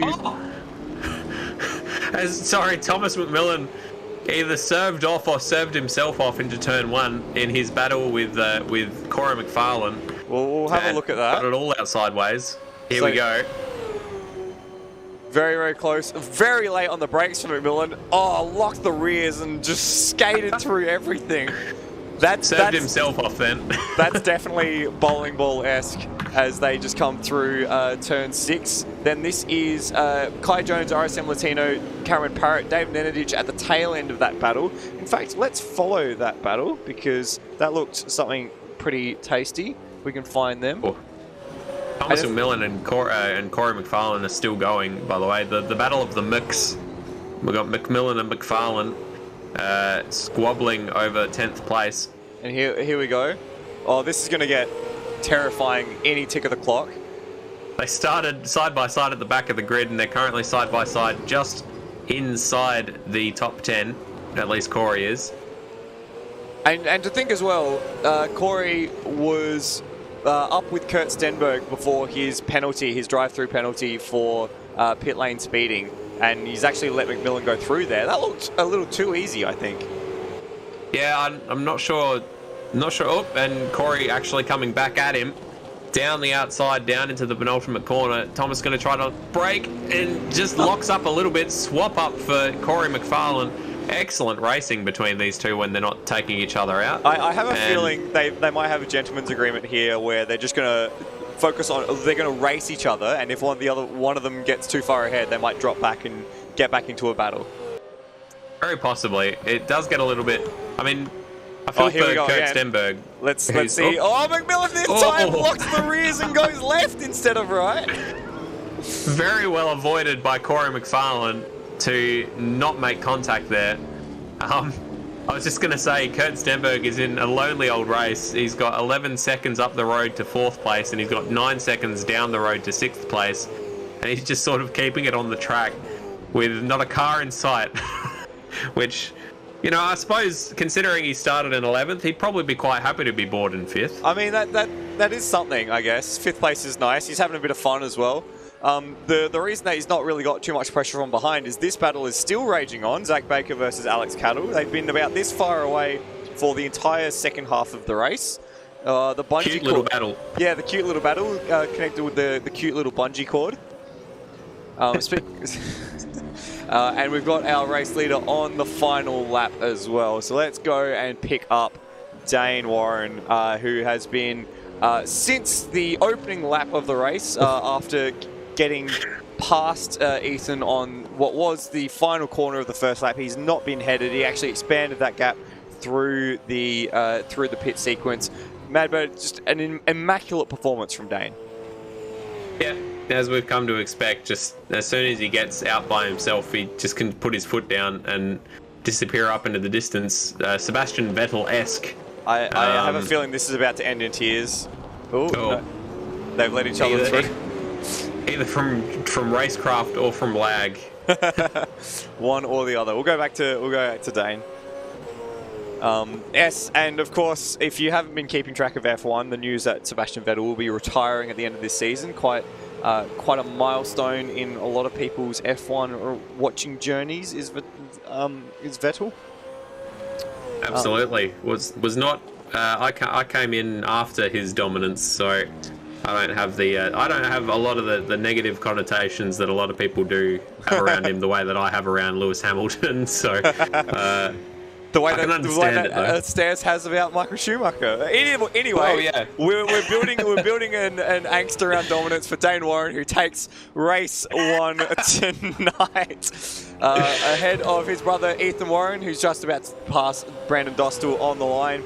That's second place. This battle for the podium is going to rage to the line between Luke Rosella and Colin Warwick. It's going to go in the end to Luke Rosella, and he manages to hold off the advances of Colin Warwick to the very end. Kurt Stenberg, there's Kurt Stenberg in 5th place, the lonely 5th place that we made mention of. And he will come across the line after qualifying in 11th. And then this cute little battle between Zach Baker and Alex Cattle is going to go the way of Zach Baker. I don't know why it's cute, but it's become a thing now, I guess. It's so cute. It's just whenever I see Zach Baker and Alex Cattle on track, I'm like, man, that's cute. This battle between Turmo and Steve Warwick is continuing to the line. It's about half a second between the two of them as they come around the penultimate corner. Looks as if Turmo's got it done, assuming he doesn't have a very bad... Oh, see a bit of a wiggle there for Ryan Smith in the background. Assuming he has a decent run out of the last corner, which he does, Turmo manages to hold on to that 8th place. And Steve Warwick up 3 positions into the top 10, so very well done for Steve. Once again, just showing consistent, decent race pace. Kyle Jones going to round out the top 10. Cameron Parrott in 11th. And looks as if something's happened to... Oh, Thomas McMillan DNF'd in the end. Oh, there you go. That's unfortunate for Thomas.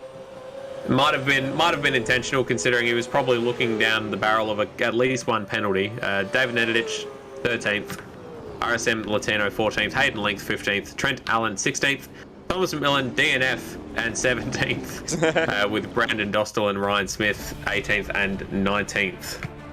And there you go. That is race 1 for the Automobilista Supercars round 8 at the Bend. At Taylor Bend. I'm still wrapping my head around certain parts of that race. We saw some cracking racing there between the likes of Luke Rosella, Colin Warwick, Corey McFarlane, and everyone around him. That mid-pack just kept on delivering. There was just something to look at every single lap. It really was. It just kept on going against some fantastic battles all up and down the field, especially the midfield. Lots of great scraps between the likes of Zach Baker, Alex Cattle, Corey McFarlane, who I wouldn't say is a mid-pack, but where he was, David Nenadich, RSM Latino, Steve Warwick, Turmo, some fantastic battling all through the middle of the field, which is what we like to see. And it made it plenty hard to keep up with. I'll definitely yes, say Lord, that it did. much. So we will have another qualifying session coming up very shortly, another 10-minute session before race 2, which will be a shorter affair, 12 laps. Again, a pit stop required between laps 1 and lap 10. Madbird, if race 1 is anything to go by, what can we expect for race 2?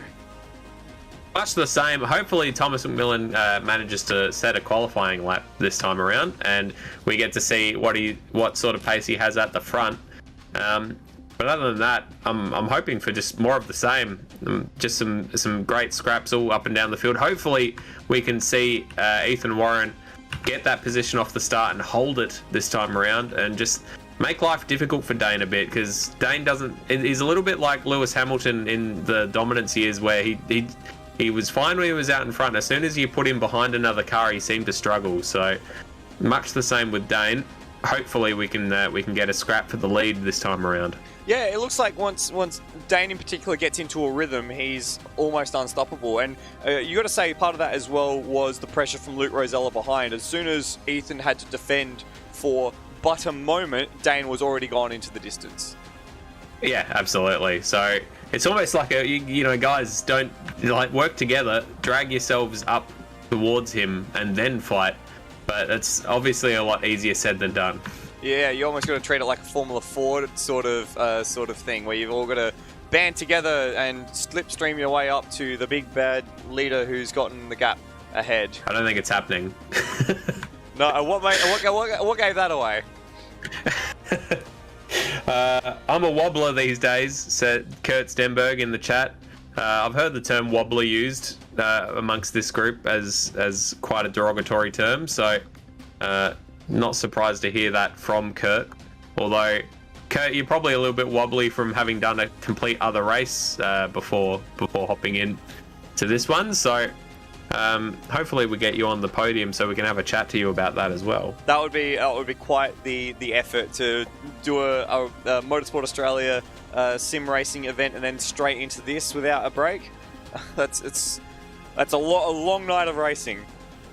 Yeah, I wouldn't manage it. When was the last race that you competed in, Madbird? Oh, good lord. Honestly, no idea. It must have been DRMs for Apex Rear Wing, which would have been back in 2019. Wow, in the before times. In the before times.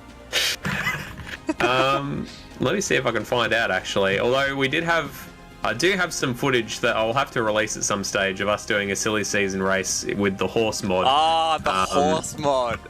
I remember that. The April Fool's silly season.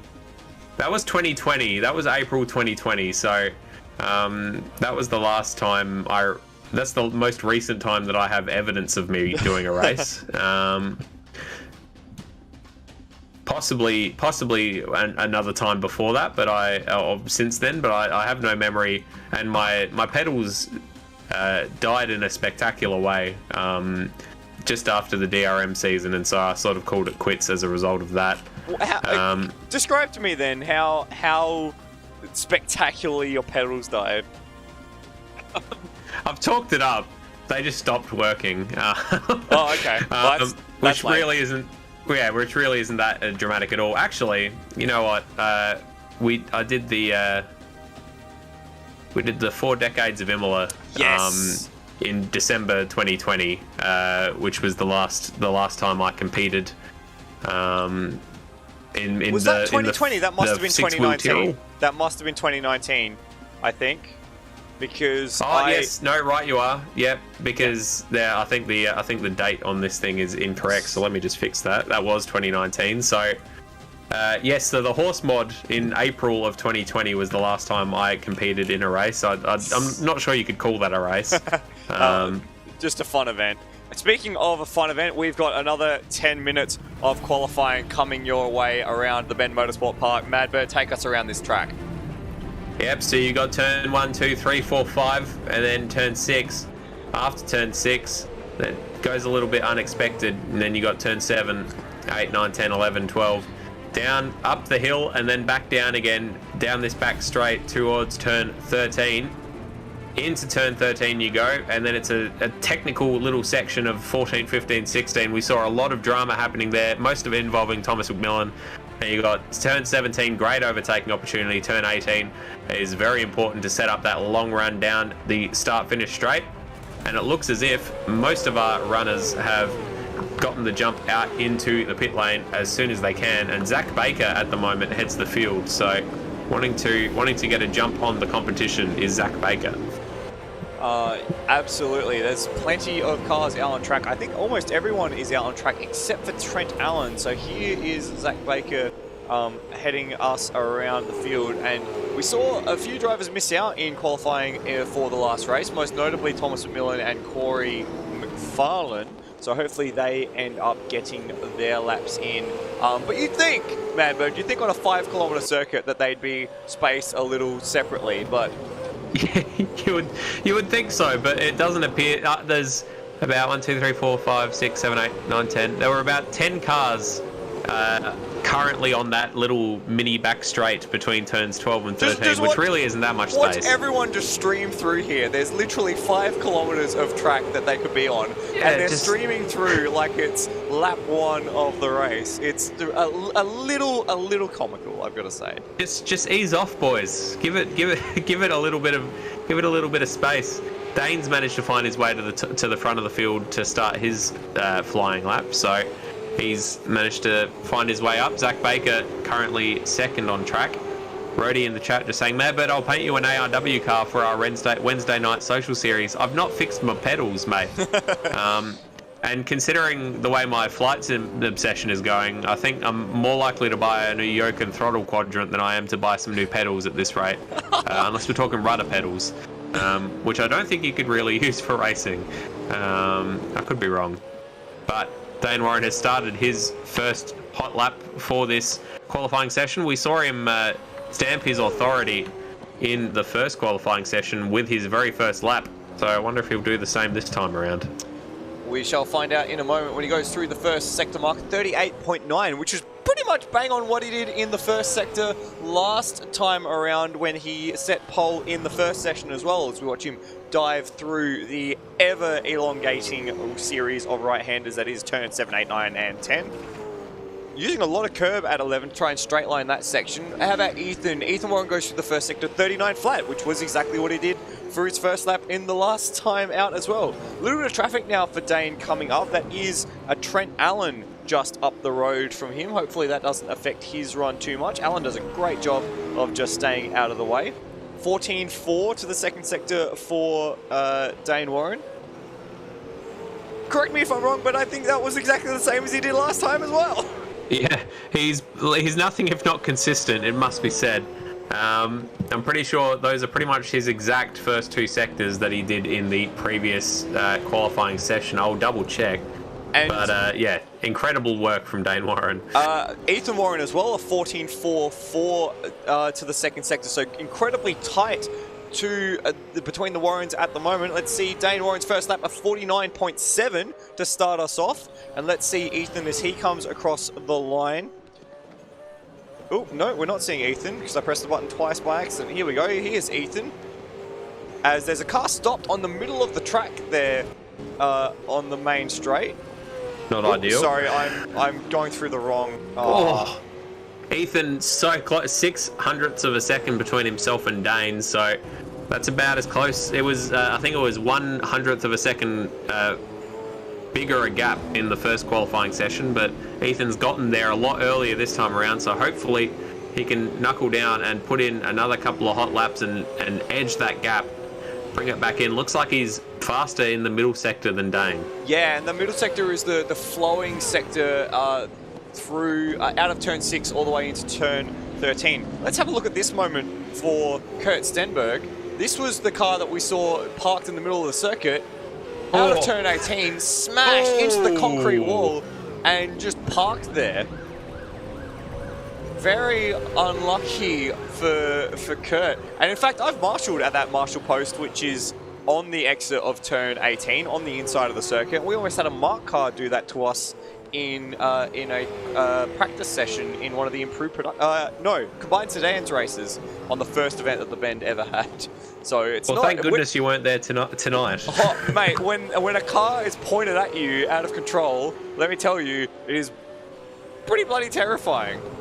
I can imagine. It's pretty confronting being at like the top of Bathurst and when there's like a crash, even though there's quite a bit of concrete and sand and, you know, space between yourself and them. It's still pretty intimidating when it happens. Yeah, crashes. There's a lot of sounds that cars make when they crash that they really shouldn't. For those who are watching the supercars over the weekend, they would have seen the start line stall for Thomas Randall and then him get collected by Andre Heimgartner. The onboard footage of that crash combined with the onboard microphones, my word, that was actually distressing. I did not enjoy listening to that. Have you ever been in an accident? I have been in a car accident.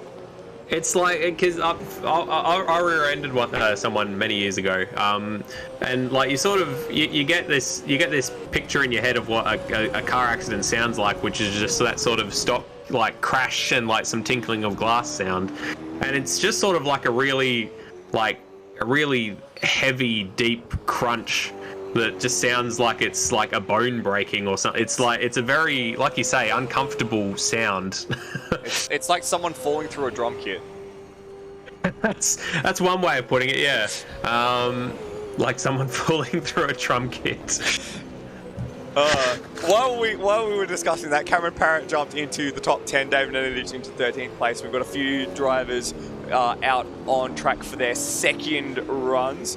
Someone who hasn't yet set a lap is Thomas McMillan, who we've got on screen. If you could set one clean lap tonight, I would be impressed. That's your goal, Thomas. That's what we're aiming for. One qualifying lap, Thomas. Just show us what you're actually capable of. Kurt Stenberg, definitely capable of better than 17th, which is where he currently is following that accident that we saw at the end of his hot lap. So he's probably only going to have the one opportunity to set a hot lap. Do not miss this chance to blow, and so on and so forth. As we've got nice onboard here from Thomas McMillan.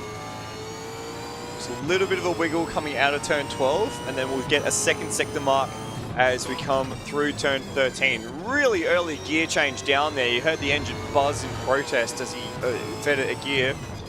7/10 away from Dane, which isn't actually too far out. If he continues this, he'll slot into third place, just next to Luke Rosella. So pretty good one for McMillan at the moment as he comes through 16 over the crest and into 17.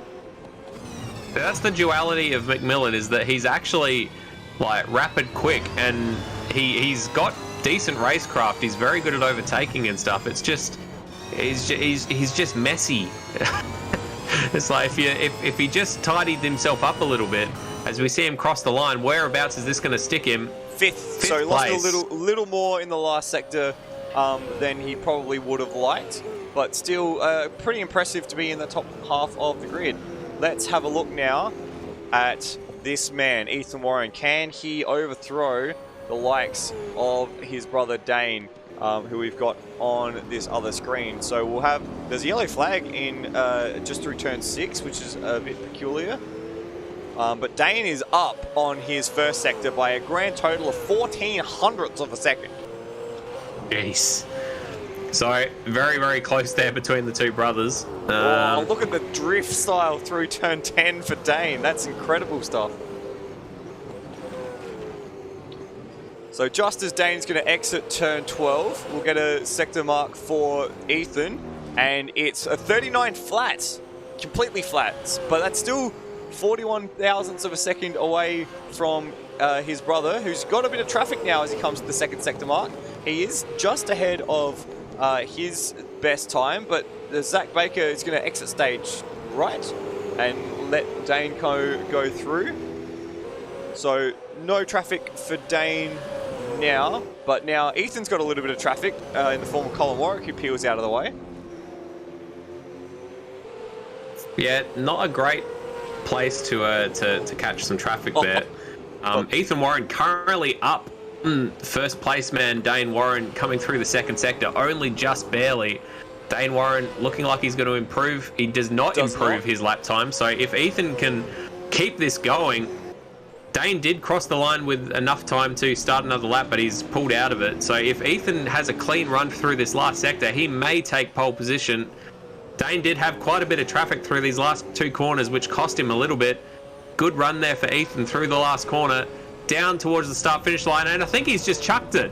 Oh no, he's just chucked it, and that was the difference. It was 1.5 tenths, and I reckon he cost himself that by doing his little wiggle. He could have had pole position there, Ethan Warren. What happened? He did set a faster lap that time around than Dane on that last lap, as we see Kurt Stenberg jump up into 7th. So the lap times that lap around, neither of them improved. Dane Warren a 49.912, Ethan Warren a 49.909. Incredibly close, incredibly close. And I think that is the end of the qualifying session. I don't think anyone else is out on a lap.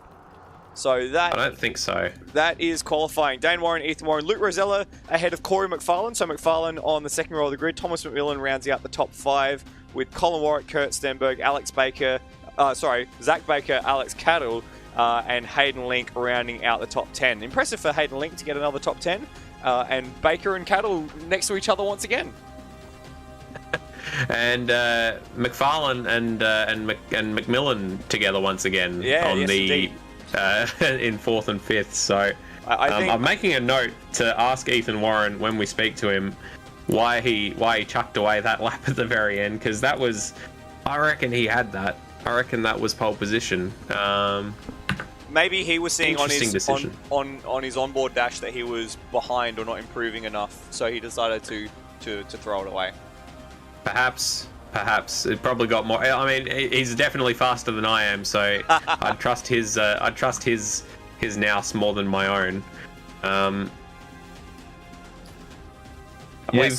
You'll have to, anyone watching, I apologize for Love Chat XYZ, best adult dating site, which continues to spam our chat. There's been 2 batches of it now. I can assure you is not affiliated with Apex Rear Wing or Automobilista Supercars Championship in any way. We all know the best adult dating site is Facebook, so definitely don't pay attention to anything that this chat is trying to spin you. It's okay now. We fixed all of it. Best adult dating site is Facebook. Really? It's somewhat in cheek, somewhat very in cheek. I met my partner on OkCupid. I don't know if OkCupid even still exists. Oh, but, that's cute. That's cute. OkCupid. It does still exist. This is top quality Automotive versus Supercars commentary. This is what people come to listen to, isn't it? It is. I'll tell you something that they don't come to listen to is me using the bathroom. Okay. So if you're happy to fill air for about 35 seconds, sure, I'm going to quickly go do that. I can manage that. As we got the cars in the warm-up session, now just peeling out onto the track, doing a few practice starts. As you can see, the quite dramatic rise that is towards turn 1 on the circuit. Nice, thick rubber stamped lines from, I believe that was Corey McFarlane there. So I don't know why Madbird doesn't like. Oh, I do know why Madbird doesn't like the bend. Because Madbird doesn't have fun with anything. I quite like the bend. If you haven't yet been to the bend and you do want to check out a top-notch motorsport facility, do check it out. You've got quite a lot of access on the hills just to the left of shot here, between turns 5 and 6. Then you can see the whole back half of the circuit as well. Quite an impressive facility. Does produce quite good racing, as we're seeing Corey McFarlane do a practice start. Walked that away quite nicely, did Corey McFarlane. So from 4th on the grid, might be one to watch. Just on our other screen, we've got Dane Warren doing a practice start. Didn't quite seem to get as good a launch. By the way, if you are watching the live chat and you have a question for me to help me fill some air, feel free to ask, and we can do a bit of an impromptu Q&A here. We've also got Colin Warwick doing a few laps around the circuit at the moment. Probably a good decision. They're the only 3 out on track. There's 4 out on track, pardon me. Roadies Racing asks, which Australian tracks do I dislike? Well, number 1 on that list is Winton. I love Winton. Which is perfectly timed for Madbird to return.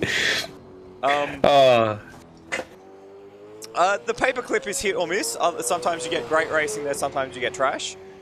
In ASC, we've seen some great racing. What else? I actually don't really mind a lot of the Australian circuits. I think a lot of them are good at what they do, except Winton. Winton is just trash. I know Winton is a fan favourite with a lot of people, and Liam, you like Winton quite a bit. What about Winton endears itself to you? A couple of times I've raced it, I've enjoyed myself, and it always seems to produce very good racing in ASC. So that's pretty much what I based it off. I've never, again, perfect person to be commentating a pretend Supercars championship, but never actually watched a Supercars race at Winton, as we see Corey McFarlane just wiggling his wheels with his nose in the wall. Oh, there we go, he's figured it out. Very well done. Well done. So I'm not sure if that relates, I think I've heard Stairs say quite a bit that it's a sort of spectator's favourite, but a driver's least favourite. It is a bit Mickey Mouse. Oh my gosh, why am I pressing buttons? It is a bit Mickey Mouse. It's something that's one of the reasons I don't really like it, because it is a little bit of a pain in the butt. But we are getting ready for the race here now, and once again, Madbird, take us through this impressive facility that is the Bend Motorsport Park. So very, very fast turn into turn 1, then 2 and 3. There's plenty of opportunities for side-by-side through there. 4, 5, and down into the hairpin at 6. 7, 8, and 9, and 10. All that long right-hand multi-apex corner. Quick kink through 11 into 12. Down this back straight and down the hill into turn 13. 14, 15, and 16, lots of drama around there. Again, once again, mostly involving McMillan. Turn 17, a very good overtaking opportunity, penultimate corner of the racetrack, and turn 18 onto the start-finish straight. Very important to get a good run through there. Absolutely, it is a impressive facility. Got a lot of character and requires a lot of bravery and a lot of downforce. We're heading off on the formation lap for this race, this 12-lap race, and it is Dane Warren once again leading us away with his brother Ethan Warren on the front row of the grid just next to him. Third place, once again, is Luke Rosella, looking to replicate his podium from race 1. And we've got Corey McFarlane jumping up the order into 4th place, hoping that he doesn't get a pit lane drive-through, which scuppered his chances in race 1. 5th place will be Thomas McMillan. Again, Corey McFarlane and Thomas McMillan next to each other on the grid, this time in 4th and 5th instead of 21st and 22nd. Colin Warwick will start from 6th place in the Warwick Racing Team number 53 machine, ahead of his series admin counterpart Kurt Stenberg, who will start from 7th place. Zach Baker will start from 8th, just ahead of Alex Cattle, they were effectively glued at the hip through the first race. Very close battling throughout the entire second half of that race. In the end, they ended as they will start in race number 2. Hayden Link, impressive for the first timer to qualify in the top 10 in both races this evening, ahead of Termo, one of the series stalwarts, who's progressed quite a lot over the last few seasons and now finds himself just outside the top 10 in the main series. He had a battle with Stephen Warwick, who starts next to him in race number 2 out of 12th place. And then the ever-present Maple Leaf Sim Sport Cameron Parrott Tim Horton machine will start from 13th place. You got me saying it now as well, man. Excellent. David Andrews will start from 14th. He's very happy to not have Thomas McMillan around him in any vicinity.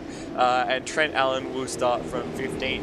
Rounding out the field, we have Kai Jones starting from 16th in the Privateer Panorama Graphics Mustang. Ryan Smith in the Glowing Brakes Racing Machine, the pink and black. What a cool colour combination that is.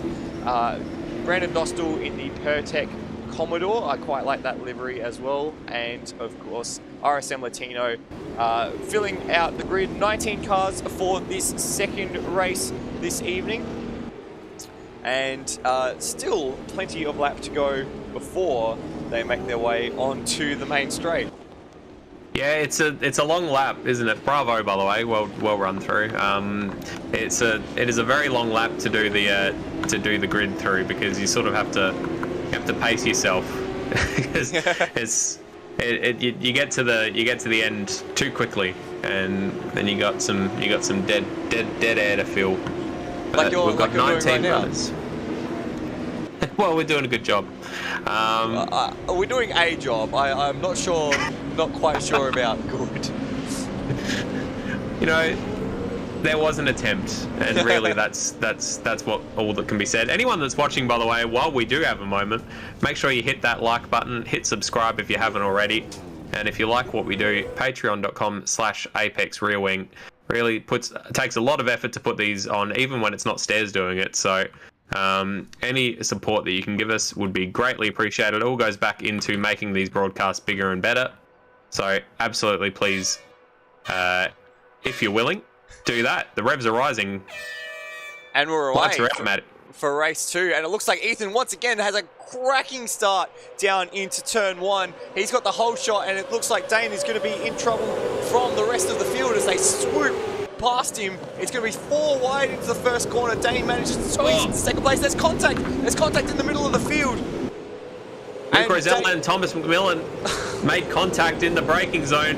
Who could have predicted? And it's Dane Warren and Ethan Warren going side by side at the head of the field. We've seen this before as they go through turn 5. Ethan manages to squeeze his way through. They manage to get out the other side as they dive into turn 6. Who's going to take it? They're neck and neck as they go through turn 6. If Dane can stay there, he's going to get the inside line through the ever-long right-hander, and he's got the overlap. Are they going to go side by side through this sequence of corners? Surely not. Very, very close between the two of them as they spit out the end of that multi-apex corner. Ethan's going to try to dive down the inside. Oh, there's contact. There's significant contact between the two of them. And they both manage to stay on the circuit, but Ethan's got to pounce now if he wants to get this position. If he wants to keep Dane in contact, he's got to make sure he gets through, and he does at turn 13. Yep, very well done. If he can hold on to the inside here, down into turn 14, the outside, he might be able to hang on to it around the outside. gets out on the curb. Looks like he's lost out a little bit. If he holds onto it, he'll have the inside for the next corner. He Dane does. was very aggressive on the exit there, almost pushed Ethan off the circuit as they go into turn 17. Corey McFarlane wants to make this a three-way battle for the lead. They're side by side still. They've been side by side since the opening meters of the race.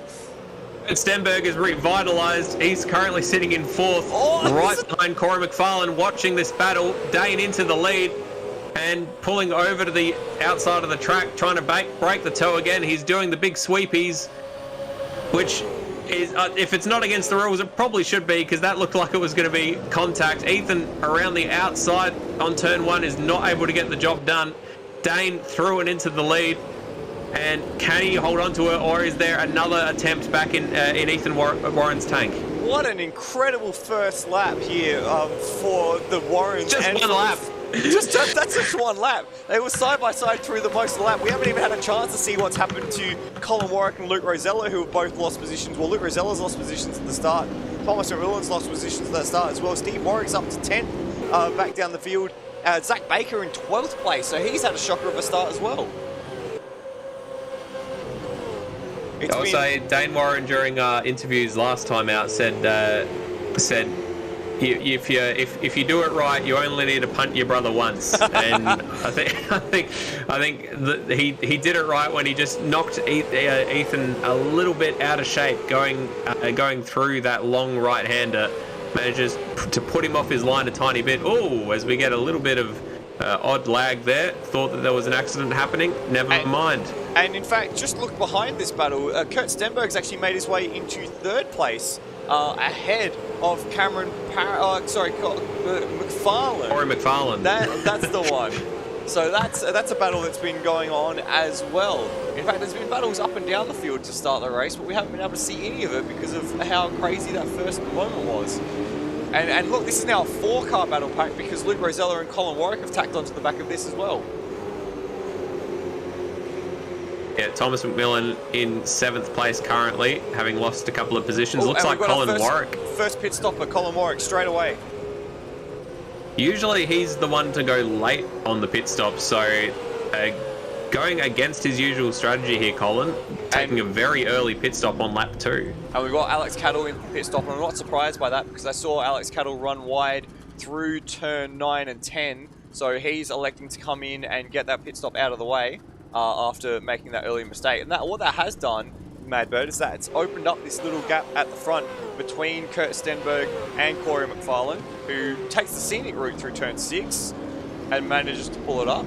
And also the gap at the front between Ethan Warren and Dane Warren is just a few car lengths now. So that's just enough, perhaps, for Dane to start feeling comfortable. Importantly, though, Ethan doesn't have Luke Rosella in his mirrors this time around like he did last race. So hopefully he can also put his head down and get himself into a rhythm. And we can see some interesting outcomes after the pit stops, perhaps. Alex Cattle also had his pit stop on lap 2, and he's just wasted almost all of his tyres locking up down into turn 1, so that's a shame. Check out this moment, though, for Thomas McMillan. I caught on our second screen coming through turn 8. All 4 wheels off the circuit and manages to gather it up. So well done there from McMillan. As we come back. So McMillan closing in on Luke Rosella, who in turn is closing in on this Corey McFarlane Kurt Stenberg battle. And McFarlane's going to jump out of it, as does McMillan. Rosella. So they're jumping into the pits to get out of the wheel tracks of Kurt Stenberg. And Kurt Stenberg has been given a bit of freedom.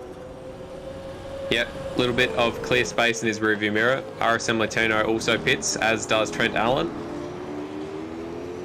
So quite a few people opting to take their pits. I was going to say take their pit stops early. We're on lap 4 of a 12-lap race, so I guess they're at the 1/3 distance mark, which isn't that early, really. It goes quick, doesn't it?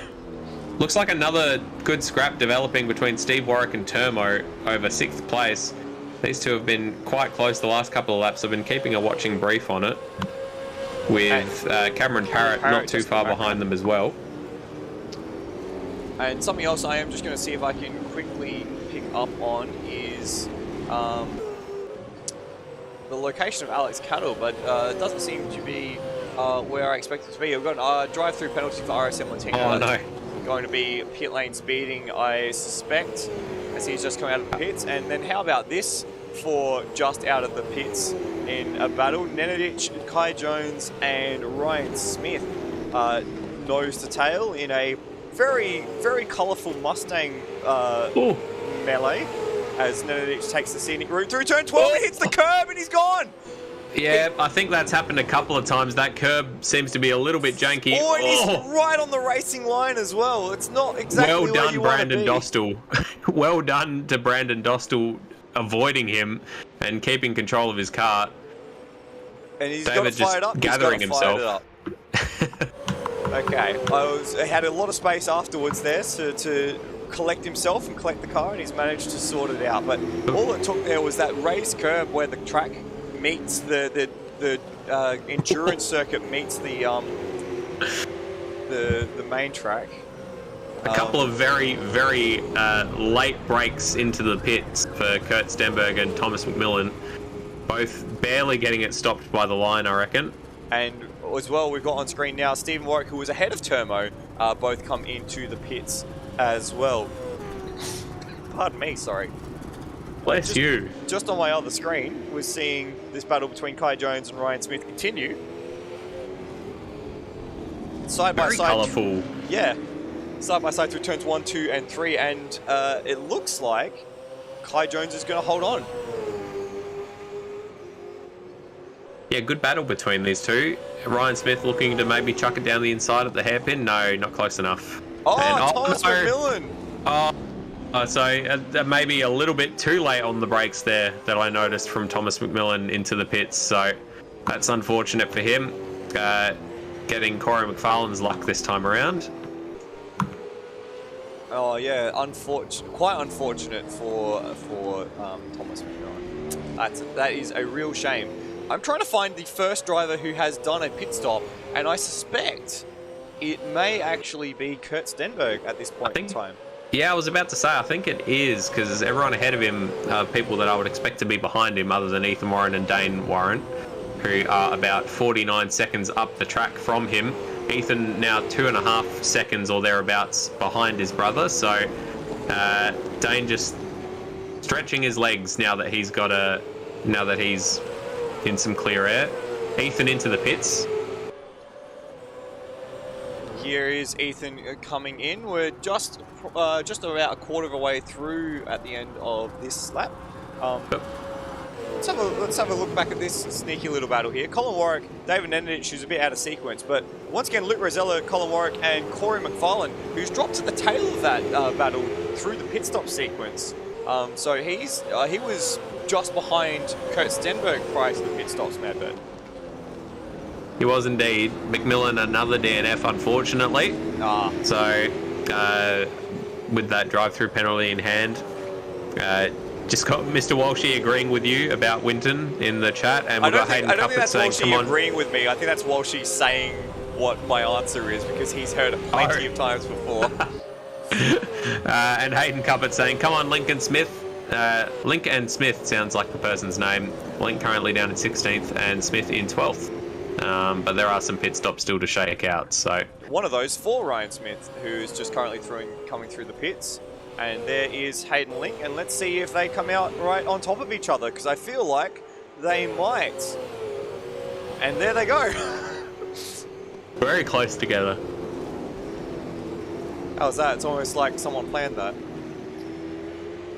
So Kurt Stenberg has not managed to make an impression on Ethan Warren through the pit stops. About 4 seconds is the gap between them now that they've both had their pit stops. There is about 45 seconds between Ethan and Dane Warren now that the pit stops have happened. Dane is just coming into the pits as we speak. Sorry, man, but Corey McFarlane coming through turn 10 had a big tank slapper and just managed to gather it up and stay on course. So that's a bit of a wild moment for Corey. He's dropped off the tail of that battle now with Rosella and Warwick and Stenberg. But you did make mention of this. This is the leader in the pits. Yeah, so keep an eye on that time to Ethan Warren. I mean, I'll be surprised if anything really changes through the pit stops, but you know, you never know. Dane's still on his jacks. Now he's moving as Ethan is just starting the start-finish straight. So it might actually be a bit closer than we expected. Ethan with a full head of steam down the start-finish straight as Dane enters the first corner. Actually, no, it's about the same. So about 3 seconds between the two of them. Ethan with warmer tyres might be able to make an impact. You raised my hopes and dashed them expertly. I'm very sorry. And another hope dashing for you. Luke Rosella has also DNF'd. I've just seen that, and I'm going to try and go back and... Oh, that's the wrong one. Figure out what's happened there, because I noticed, looking back through the field, that he wasn't right with that battle, and it looks like he's just dropped out of the server. This is the That's last a shame. This is the last man yet to pit, by the way. Zach Baker, who's on screen at the moment. He has a 24-second lead over Dane Warren. So it would probably come out around 7th at this stage if you pit. It looks like the pit lane delta is about 45 odd seconds. So extending for as long as he can here. Zach Baker, sorry, my throat closed on itself. Pit stop has to be done between laps 1 and 10, and he's choosing to take it now. So into the pits comes Zach Baker. There we go. We just had that battle for third place on screen, but now with Zach Baker coming into the pits, that will be the actual battle for third place, not just effective third place. That's this battle here. It looked like it was just a straight disconnect for Luke Rosella. Just was on track one moment and then just off the next. So very unfortunate for Rosella in that respect. Most upsetting. Oh, new fastest lap for the race, a 150.1 for Ethan Warren. So he's actually looking to make some moves into that gap between himself and Dane, which at the moment is sitting at just on 2 seconds. So there we are. Which is the closest it's been since the start of the race, where they were nuts to butts, as you would say. As I would say. So it's just slowly trying to pull back that advantage that he that Dane does have, but he's running out of time to make an impact. I think it might be too late. Yeah, it's already 8 laps into this 12-lap race, or 7.5 laps into this 12-lap race. I'm just going to bring this up because this is lively. Cameron Parrott versus Kai Jones. Hayden Link and Kai Jones is actually in the battle. They're going to go 3 wide on the exit of turn 4. That's a lot of tang in one shot. Oh, there's a touch there in the middle of the corner. Parrott goes wide. Kai Jones goes wide. Hayden Link says thank you very much and takes both of those positions, and he's now into 11th place. Hayden Cuppert, certified Hayden Link fan, must be a Hayden thing in the chat. Must be absolutely just in ecstasy having seen that double overtake for Hayden Link. Very well done. And it's not done yet though. Cameron Parrott looking like I thought that was going to be an accident for sure. That's brave looking on the inside of turn 11. You don't see many passes made there. But this is very lively stuff for the tail end of the top 10, just outside the top 10. We are just going to leave this for a moment because Dane Warren has just responded with the fastest lap of the race at 49.7. And this battle between Colin Warwick and Corey McFarlane is, again, as you would say, nuts to butts, Madbird. It is. Corey looking like he wants to try to dive down the inside at turn 1. He's got the side-by-side. Has he got the braking? No. Deep he goes. And Colin manages to swoop back around and retake that position. But Corey is really not too far behind still. So I imagine this will continue on. We'll leave that once again and find another battle out on track. This is Steve Warwick and Alex Cattle down into turn 1. Cattle down the inside. A lot more controlled this time around compared to Corey McFarlane. And gets that moved on. So unfortunately, not the cute battle that we were seeing between Alex Cattle and Zach Baker, but still quite a cute battle between Alex Cattle and this time Steve Warwick. It's still pretty cute. I'd rate it. Let's go back to this 4-car fracas between Hayden Link, Cameron Parrott, Kai Jones, and Ryan Smith. This 4-car fracas, excellent.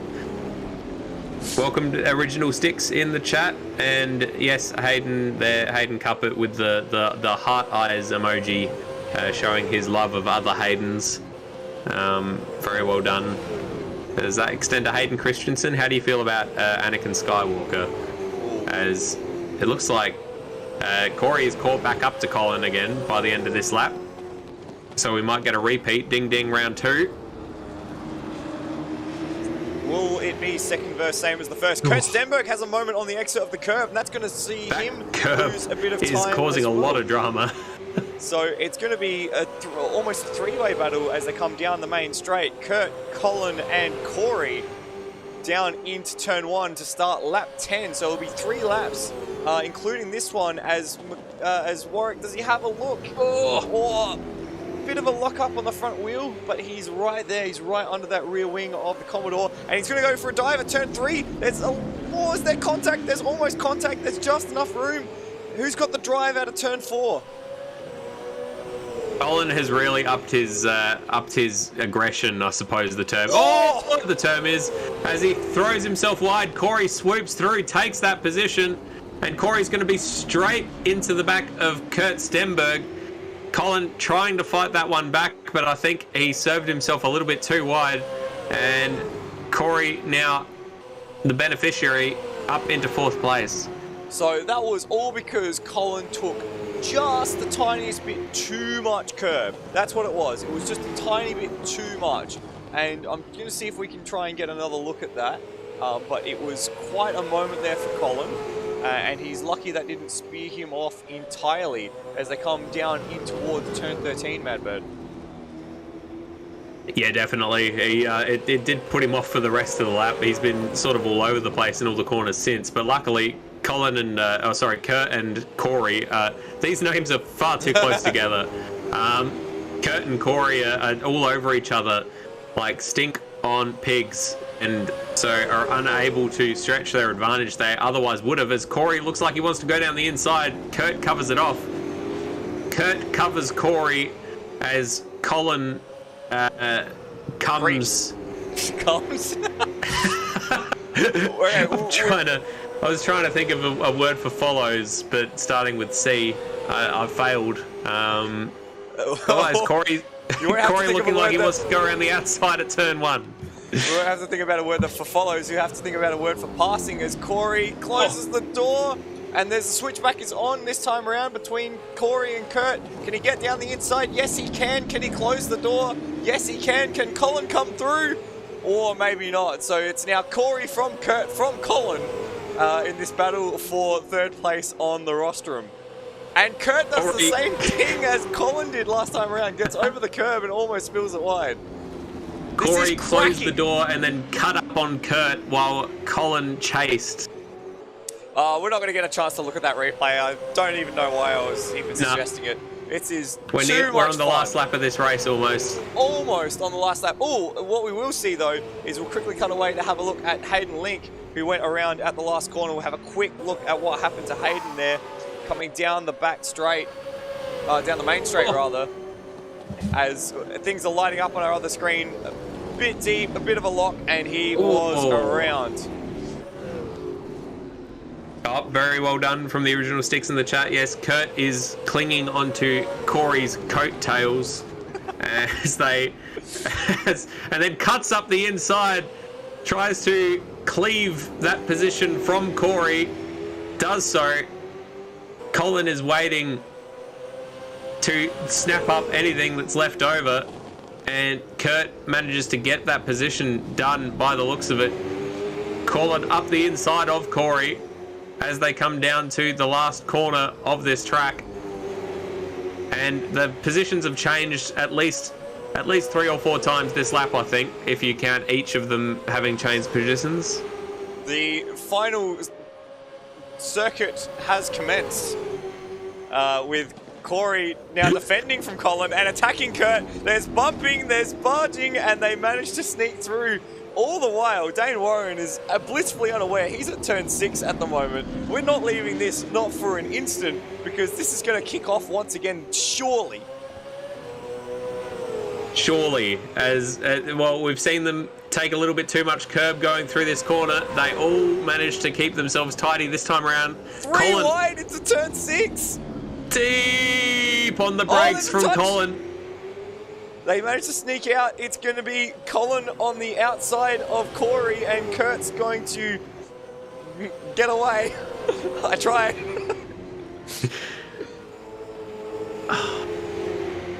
It's hard work. It's hard work coming up with all this alliteration on the spot, but it looks like Kurt has just crept away enough to keep himself not concerned over his those on his coattails.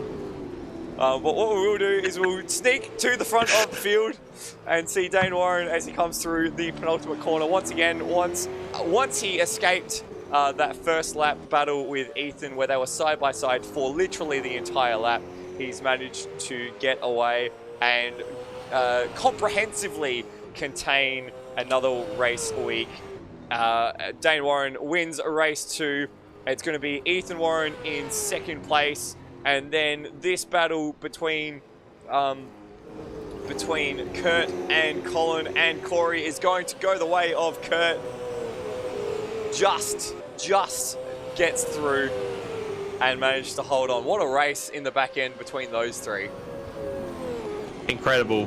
And what a workout it's given my brain trying to think of C words to... Oh, I missed the obvious C word. Thank God for that. Thank God for that. Zach Gaku will come home in 6th place.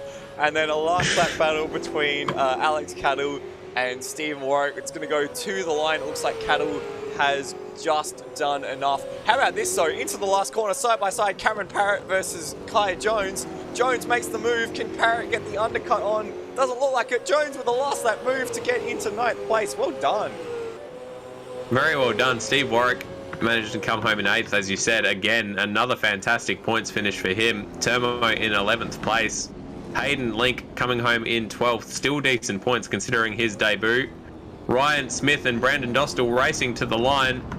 Ryan is going to have the job done. 13th place in the race number 2. Brandon Dostal for 14th. David Nedich going to come home in 15th. Oof, as we're seeing, as we're just watching, Dane Warren served out. We were just trying to catch some drift action that Warren was trying to offer, but the Trans-Tasman terrible people had plugged up the exit of the corner, and Dane really had nowhere to go. Alliteration is hard. It really is. You have to have a good vocabulary and be able to think quickly on your feet, neither of which are strengths of mine. We did have Trent Allen DNF some stage towards the end of that race. That's unfortunate. On the second to last lap even. I think, in fact, he was parked on circuit just on the exit of turn 13 and was just unable to get back to the pit. So DNF on the last lap, on the penultimate lap. Oh, gutting. Original Stick saying Roadie's racing and himself should start a BCR team for this next season. Absolutely do so. Would love to see some more Roadium action in ASC. Oh, and boy, we saw plenty of action tonight, Madbird. What a pair of races that we saw at the Bend. Cracking race in the first event with, I believe it was Luke Rosell and Colin Warwick, nose to tail for a lot of that second half, and then the Kurt, Colin, and Corey conundrum in the second half of that race. Yep, never fails to disappoint.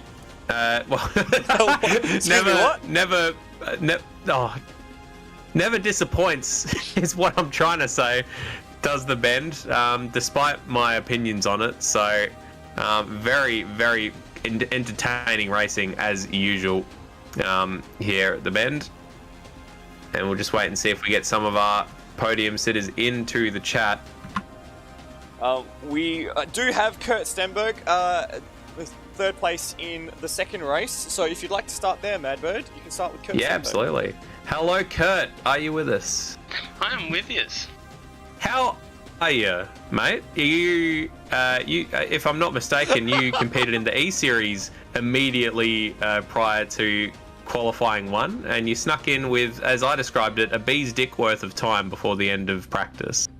Yeah, that's right. I was doing the Motorsport Australia open wheeler esports series before this, so at Phillip Island, 40-minute race, and then I managed to get in with not much time to spare, no practice, and it showed on how we went tonight. But that last race, we gave it our all, and we were fortunate with the circumstances we were in, and we weren't going to give it away to anybody else. Absolutely. You did seem a little bit maybe tired in the first race, and then sort of re-energized in the second race, and an absolutely fantastic scrap between yourself, Corey, and Colin for the last half of that second race. Just excellent racing between you guys. Yeah, it was pretty cool, but yeah, the first race, I was still, I'll be honest, I was getting readjusted to everything, and then in the race I knew I didn't have the pace of the people in front, so it was basically just try and stay where I was, not lose position, not burn tyres off the thing, and sort of get accustomed to it for the next one. But yeah, that battle was awesome. I knew those guys were faster than me and I was under pressure. I needed to position my car well, and Corey got past me, but I managed to trick him into covering a bit and over-undered him, and then held it from there. I was trying to play Cole into it as well by where I was positioning my car. So I knew if I held Corey up in certain spots, Cole would try and get a run on him, and that would aid me in keeping both of them behind.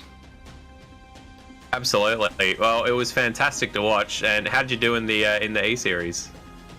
I came 16th out of 20 people. I made a mistake in pit stop cycle, so it wasn't really the best night, but it was good just to be there. I can't drive open wheelers, so I should just stick to supercars, but I can't even drive AMS supercars, so I don't know what I should stick to. Oh, you still got a podium, you're doing alright, and you're still sitting in third in the championship, so not too shabby. Thank you very much, Kurt, and congrats on the podium position in race number 2, mate. Alright, thanks guys. Michael, I think you've got double race winner Dane Warren. Yes, I do in fact have Dane Warren. Dane, first of all, congratulations on a pair of very comprehensive race victories tonight. Hi, thanks guys. It was pretty good. It was way better than last round, I gotta say. The car was for some reason really hyper in the race and slow and collie this round, so I honestly have no idea what's going on, but yeah, really happy to take both wins tonight. And you did it pretty hard. Qualifying, you only just scraped into pole by literally thousandths of a second over your brother Ethan, and then in the races as well, you really had to fight to get that first that track position in the first laps. Yeah, we're still shocking off the starts, which again, I kind of have no idea what I'm doing, but it sort of makes it interesting, so I'm not worried too much about fixing it, but yeah, I think besides that it was kind of fun. A bit of a disappointment to see Thomas McMillan not really up the front, because I'm sure he would have made life a bit more interesting, would be the nice way to put it. That's one way to put it, surely. Yeah. I heard he made other people's lives more interesting down the back, so that's, that's Thomas for you, so yeah. It certainly made our lives more interesting in the commentary booth. Yeah, I'll look forward to watching it for sure. Just quickly, on those opening laps, you mentioned you got a bad start, but the battling between yourself and Ethan on those first 2 laps on both races, you showed each other a lot of respect, but it was hard work. You were hammer and tong there for the first lap in both races. Yeah, it was really good at both of the starts. Yeah, I'm sort of learning my lesson especially from last round. I was being a bit of a bit harsh. I think I said it on here even. I fed Ethan the door a couple too many times, and yeah, don't really need to do that, so thought I'd try and turn it back a bit this round and actually have a clean battle. And I think besides the second race, I think I fed him off at the quick double ride. I think it was pretty clean besides that. And after that, you just commandeered the race and ran out with a win in no problems. Yeah, that's well. Like I said, there was no Thomas up the front to sort of, drive into us in a straight line and make our lives hell. So it was pretty good besides that, and yeah, no complaints really. Fantastic. Congratulations, Zane, on another pair of victories tonight. Yep, thanks guys. Madbird, you've got our dual second place winner tonight. Second place winner, I like that. Hello, Ethan. Congrats on your 2 second place finishes tonight. Yeah, thanks guys. It was a bit of a boring race besides the first couple of laps, but what can you do? I just didn't have the pace for Dane. I just had to fight as much as I can in those opening laps after I got the good starts, because didn't have the race pace to go with him. Yeah, we noticed that you do have much better starting, it seems like, over Dane, and you always get the jump on him. And I think if in that first race you would have had the chance to fight it back, but you had to worry about Luke Rosella in your mirrors a bit. Is that accurate to say? Yes, yeah. It was a bit hairy into turn 1 there, and a couple laps after that I think he went around the outside or something, I can't remember, and I kind of turned into him. I didn't see him at all, so that was kind of a bit exciting. And I did have to ask, in qualifying for race number 2, your last hot lap, you were up on the pole position time by the barest of margins going through sector 2, and then coming across the line, you sort of swung it out and did a little flick with the steering, and we thought you cost yourself pole position. What was that all about? Oh yeah, no, I messed up the last couple of corners, so I just gave up. So yeah, I wasn't going for pole or anything. Fair enough. Well, I talked that up much bigger than it was in the race then, so that's very good. But nevertheless, congratulations on two more second place finishes. Very solid results as always. And whereabouts are we next time? We are at Sandown in the next How do you feel race. about Sandown, Ethan? Yeah, Sandown's good fun. Obviously, iRacing has got that added recently, and it's really good fun. So, haven't raced it in AMS, so that should be really good. And hopefully, the Sandown god Thomas Vermeulen will be up there fighting with us. Hopefully, we did see some excellent action with him during both races tonight, but interesting. I think, as Dane said, held for review. He made it interesting, so it's always nice to see Thomas rock up. So hopefully see him back in for next round. Make sure that you drag him along. Yeah, definitely will. He always makes it entertaining for us and the broadcast, that's for sure. Definitely. Congrats again, Ethan, and congrats to all of our podium sitters. Thanks, guys. Well, so what do you say Michael after a night like Zalavari. that? What do you say after a night like that, Madbird? Say I need a drink. That was cracking. I'm always down on the bend. I think it looks like crap, and it's in the middle of nowhere. I don't really like it, but then it pulls out a night of racing like this. So eventually, I'm going to have to stop saying it. But in the meantime, saying that I don't like the bend seems to be producing some excellent racing at the bend. So maybe I'll keep saying it just to see if that continues the opposite of whatever a Moz is. Whatever the opposite of a Moz is. It's like the commentator's curse, but reverse. Yeah, the commentator's blessing for the viewers, I suppose. Oh, well, we were certainly blessed with some action-packed racing tonight. Those first laps between the Warrens off the front row of the grid kept us on the edge of our seats, and then throughout both of the races, actually, a litany of battles throughout the field to keep us interested. What was your moment of the night, do you reckon? Oh, the scrap between the Colin, Kurt, and Corey in the last few laps of race 2 was excellent, if not for the action, which was incredible, but for our attempts to try to find words that started with C to say in quick succession, and I think that was a highlight for me. What about yourself, Michael? I quite liked that battle as well, and the Rosella versus Warwick battle of the night, that was quite enthralling until Rosella's D and F and disconnect in race 2, which was unfortunate. But, I don't know, that first lap of the second race where the Warrens were side by side for a whole lap, that was pretty wild. That was pretty special. Yeah. And on that note, that feels like a great place to leave it off. We will be back in a few weeks' time for Sandown. Until then, I've been Michael Zalavari. Thank you very much, Liam. Thank you very much, Michael.